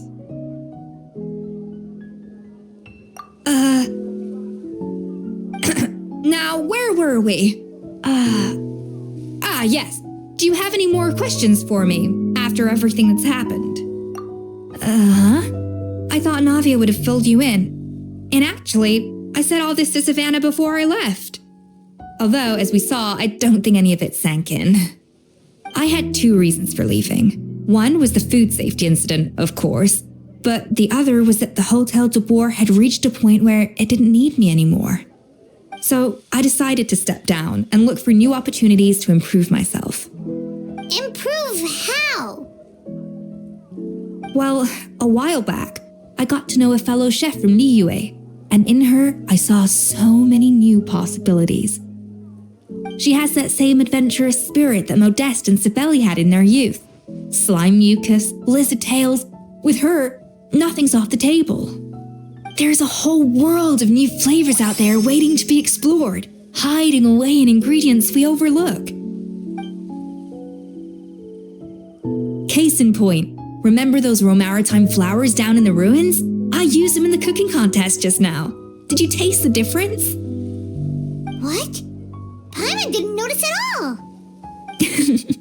Half of the art of cooking is dissecting the recipes of previous chefs and figuring out the exact constellation of elements that gave their work its signature taste. And the other half, it lies in freeing yourself from the confines of the kitchen.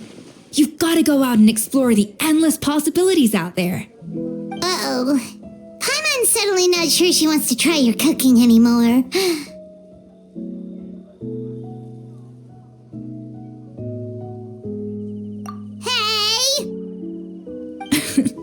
Don't worry, it's not going to be a free-for-all like in Modeste's time. Before I put anything into my food, I'll obviously do my research, make sure it doesn't contain any harmful substances. In the meantime, take this. It's a recipe for Petit Gâteau de Boer revised version. I tweaked it to suit your needs as busy adventurers. Hope you enjoy, and remember, feedback is always welcome. All right! So, do you ever see yourself returning to Hotel de Boer? Oh, of course. I've already promised Vanishem that I'll come back every once in a while to make sure the quality of the food remains at an acceptable level.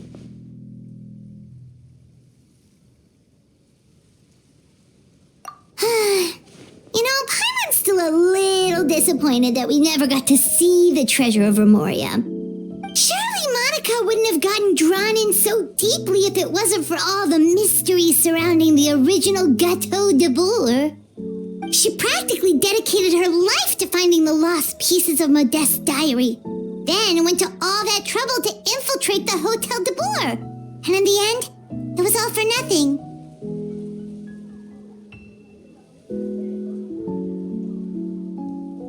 Since you mentioned the treasure, between Modeste's writings and what we saw in those ruins, I think I may have figured out the truth.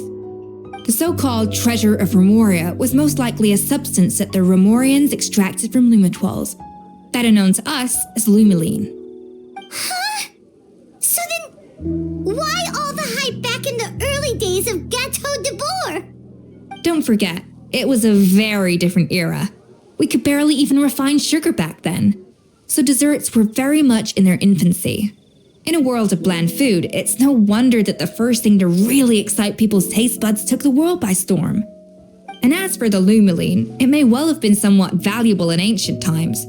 But these days, it's just another drug from the Fontaine Research Institute. Even if Savelli hadn't destroyed it all, I doubt it would be worth that much these days. So after all that, there was nothing in those ruins but worthless junk. Feels strange to say it, but Paimon almost feels sorry for Monica. She sacrificed it all only to get nothing in return. Oh, hey! Huh? Navia? You just got back from that underwater ruin, right? Well, check it out. They ran a special issue. Did you see anything like this down there? Freshly unearthed from the ruins of Rumoria. A magnificent jar thought to be over 1,000 years old. Experts say it has immense artistic and historical value.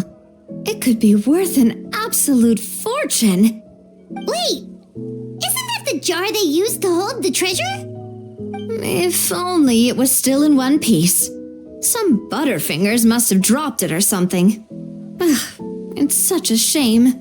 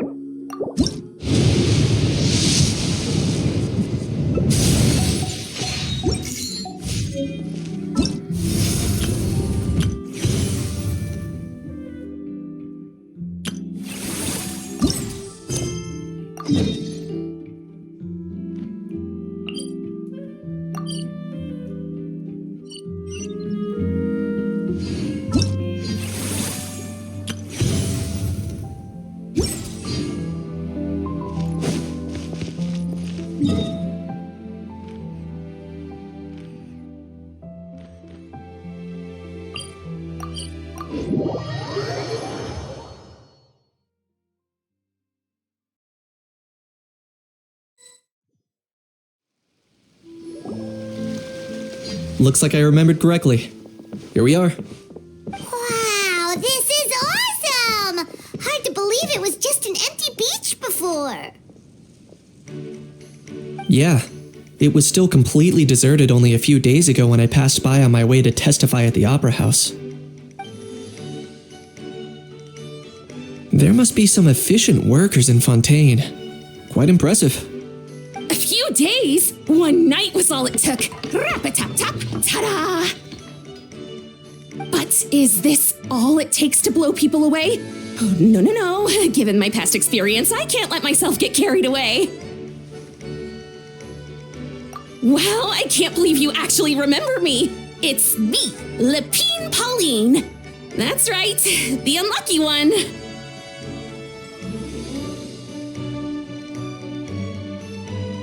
Of course! How else would we have managed to build Fantasyland in a single night? Fantasyland? At least that's how I like to think of it myself. A magical land of fantasy, the stuff of film buffs' dreams. I know it sounds like I'm laying it on thick, but that really is the goal here. As you can see, the theme of this amusement park is Fontainian filmmaking, a place for all film lovers to come together and co-construct a world of dreams. Co-construct? Well, that's a relief. Sounds like you're sharing the cost this time rather than pouring your entire life savings into a single project. Nope! I might be inviting others to help fund this, but that doesn't mean I haven't thrown all my life savings into it too. Huh? You've got to be kidding. Ha! Look at you, puny little humans. Recklessly betting your entire future against some stupid vanity project. If you're expecting even an ounce of sympathy from the almighty Dragon Lord, dream on! Mockery is all you shall get, straight from the heart! Sorry, just ignore that little gizmoid. He likes to butt in occasionally. Do go on. Gizmoid? Who you calling Gizmoid? You're the Gizmoid! Wow! That's quite a nifty mecha you've got yourself there. Is it some sort of smart personal assistant? You ought to let Miss Charlotte see your cool gadget. Who knows? Maybe you could even look into mass production! Mass production? Ugh, insolent, vulgar, and disrespectful! I, the almighty Dragon Lord, am one of a kind! There has never been another like me, nor will there ever be! And another thing, smart is the understatement of the century! I shall have you know that I am Kahulahau, forebear of ancient wisdom! I lived for eons long before any of you were born! What? Heavens above! I beg your pardon, forebear of ancient wisdom. Please, I meant no offense. Idiot meets idiot. What's all the fuss? Making some new friends, are we?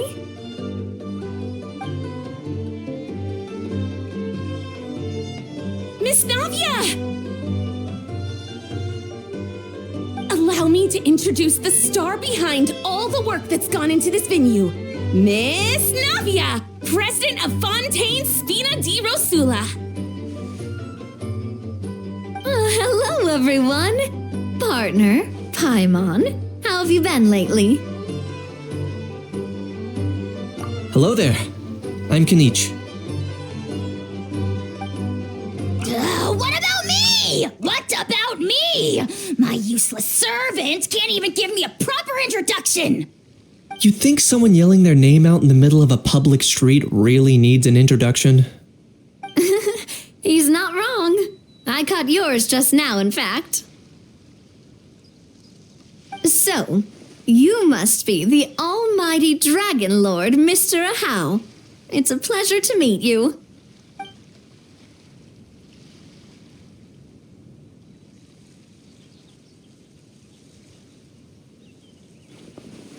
Oh, see that? That's what I call proper manners. Well, it's not every day you meet a well-mannered human. Navia, was it? Excellent. You may address the almighty Dragon Lord by his name. Navia, don't you think the title Almighty Dragon Lord is a bit silly? It's no big deal. All little animals do that, don't they? I mean, try to puff themselves up to look more impressive. Anyway, it's all thanks to Miss Navia and the Spina di Rosula that Fantasyland's gotten up and running in the space of a single night. Honestly, thank heavens! After all that paperwork and endless waiting, the event and venue finally got the green light. I couldn't wait a moment longer. The second the approval came through, I reached out to President Navia, hoping she could lend a hand. After all, who else but the Spina di Rosula would indulge such impulsive demands?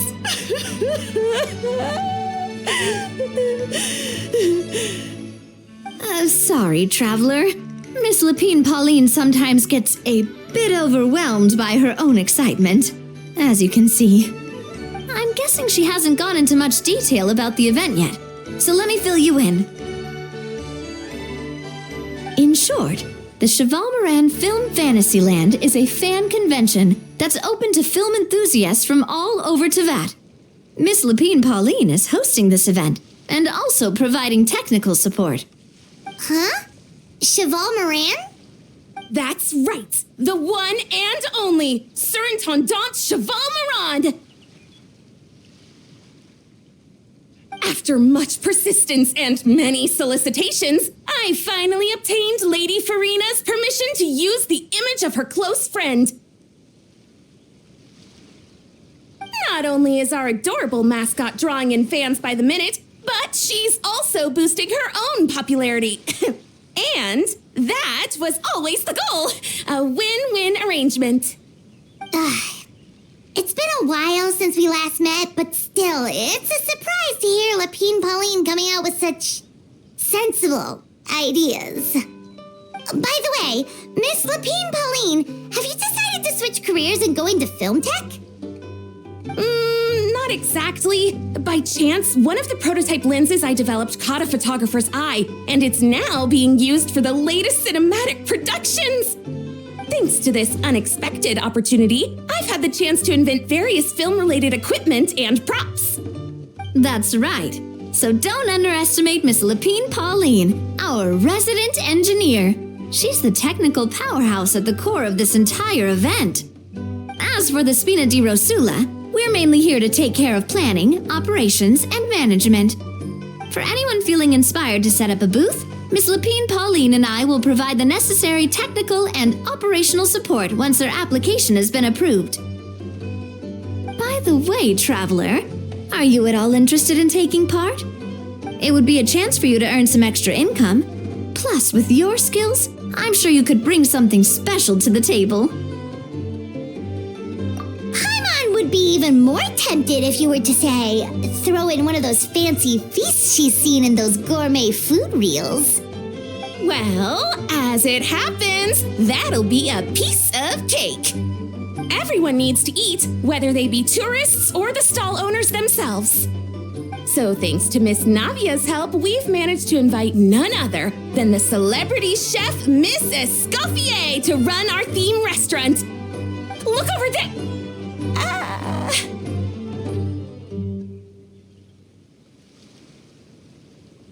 You!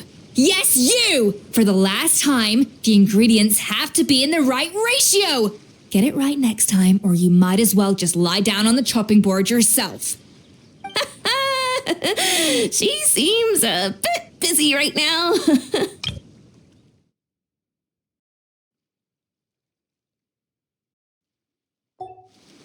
Well, I'm sold.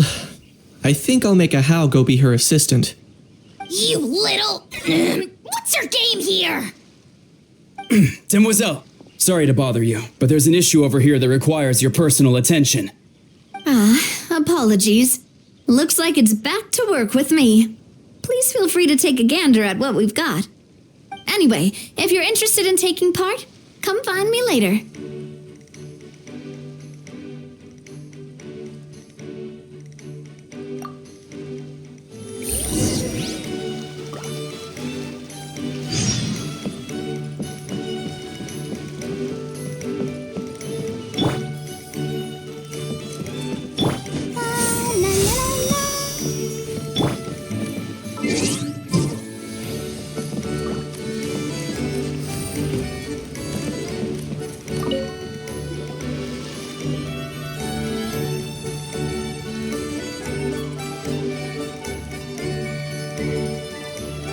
Traveler, it's you!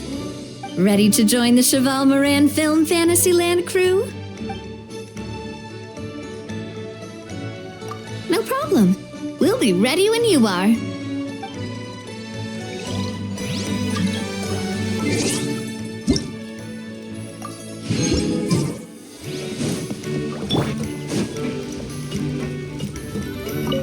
The fresh vegetables from the new batch are exceptional quality.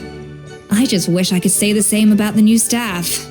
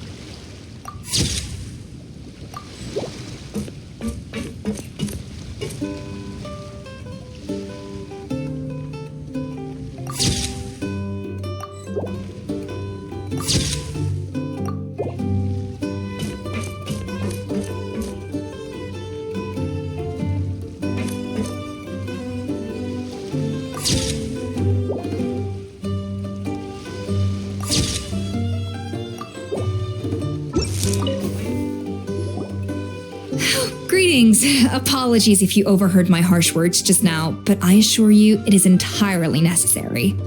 The sheer lack of standards here will be the death of me. Do you have any idea of the kind of customers I'm gonna get with how lax things are at the moment? The ones that leave their guns behind by accident and then come back to collect them later bringing ammunition with them. Yeah, that's the kind of customer you wouldn't forget in a hurry. Oh. Wait, has that happened before? No, it's just the mention of guns reminded me. Someone did actually leave their gun nearby. Huh? Just before we started setting up, as we were cleaning up the site, someone stumbled upon a mysterious locked box. It didn't look like something from Fontaine, though. It had more of a Natlanese vibe. Oh? Do you think a foreign tourist might have left it behind?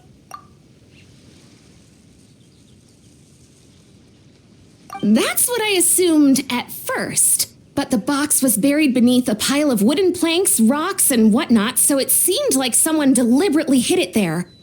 But I didn't see much point in speculating, so the best thing I could think of was to hand it over to the authorities. I trekked all the way over to the Palais Mermonia just to hand it in. Ugh, it was exhausting. But I didn't see much point in speculating, so the best thing I could think of was to hand it over to the authorities. What did the authorities make of it?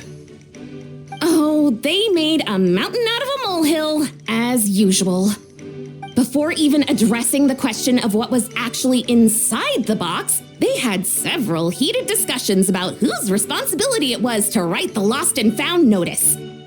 Thankfully, the ever-reliable Officer Sedine stepped up and immediately called in the Marechaussee Phantom to crack the lock and check if there were any dangerous items inside. And, as it turned out, there was a gun. Wow, that's a dangerous item, all right. Mind if I ask what kind of gun it was? Oh yeah, Mr. Kanich, you're from Natlan, aren't you? Do you know a lot about guns? You could say it comes with the job. I have an interest in weaponry and the like. Such a spoiled brat. What, are the toys I gave you not good enough for you anymore? Yep, got sick of those long ago. You little... Don't dare you turn your nose up at my gifts! Why Time for a timeout, old-timer. Sorry, where were we? Oh yeah, do you recall what the gun looked like? It's a bit hard to describe. If you ask me, it didn't even really look like a gun.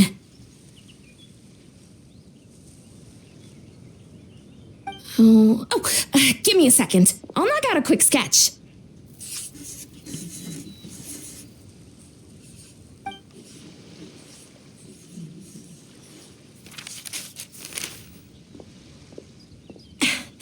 Something like this. Whoa, it's so neat and precise. It's nothing. Sorry. Is something wrong with my drawing? I know it doesn't really look like a gun, but I assure you, this is exactly what it looked like. And it certainly could shoot as well, too. I confirmed that with the officer from the Marechaussee Phantom. No, quite the opposite. The features are very accurate, and it is definitely from Natlan. Please, don't mind me. I'm just taking a moment to admire it.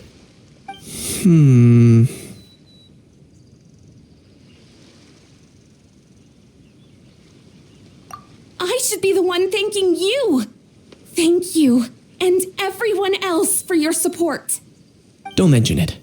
Besides, We haven't really done anything. Not at all! The buzz and excitement you guys bring is exactly what this event needs! Oh dear, I'm starting to feel a bit guilty watching everyone else toil away.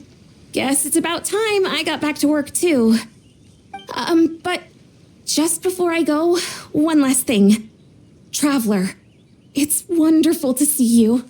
Here's to a successful collaboration!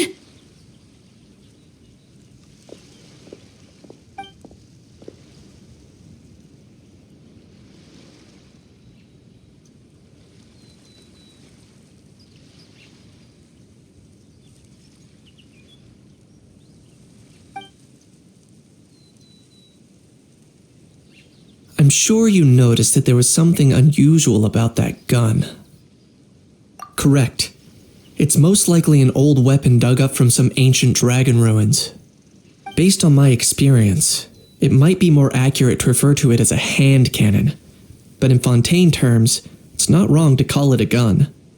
Given why I came here, don't you think it's curious that an ancient dragon relic of unknown origin would turn up like this, out of the blue? I suspect this gun might have something to do with that smuggling case. It might have slipped through the cracks. Time is of the essence, so I'd like to head over to the Palais Mermonia to verify my suspicions. Perfect. Then we can head out right away. Or, if you want to catch up with your friends first, I can wait.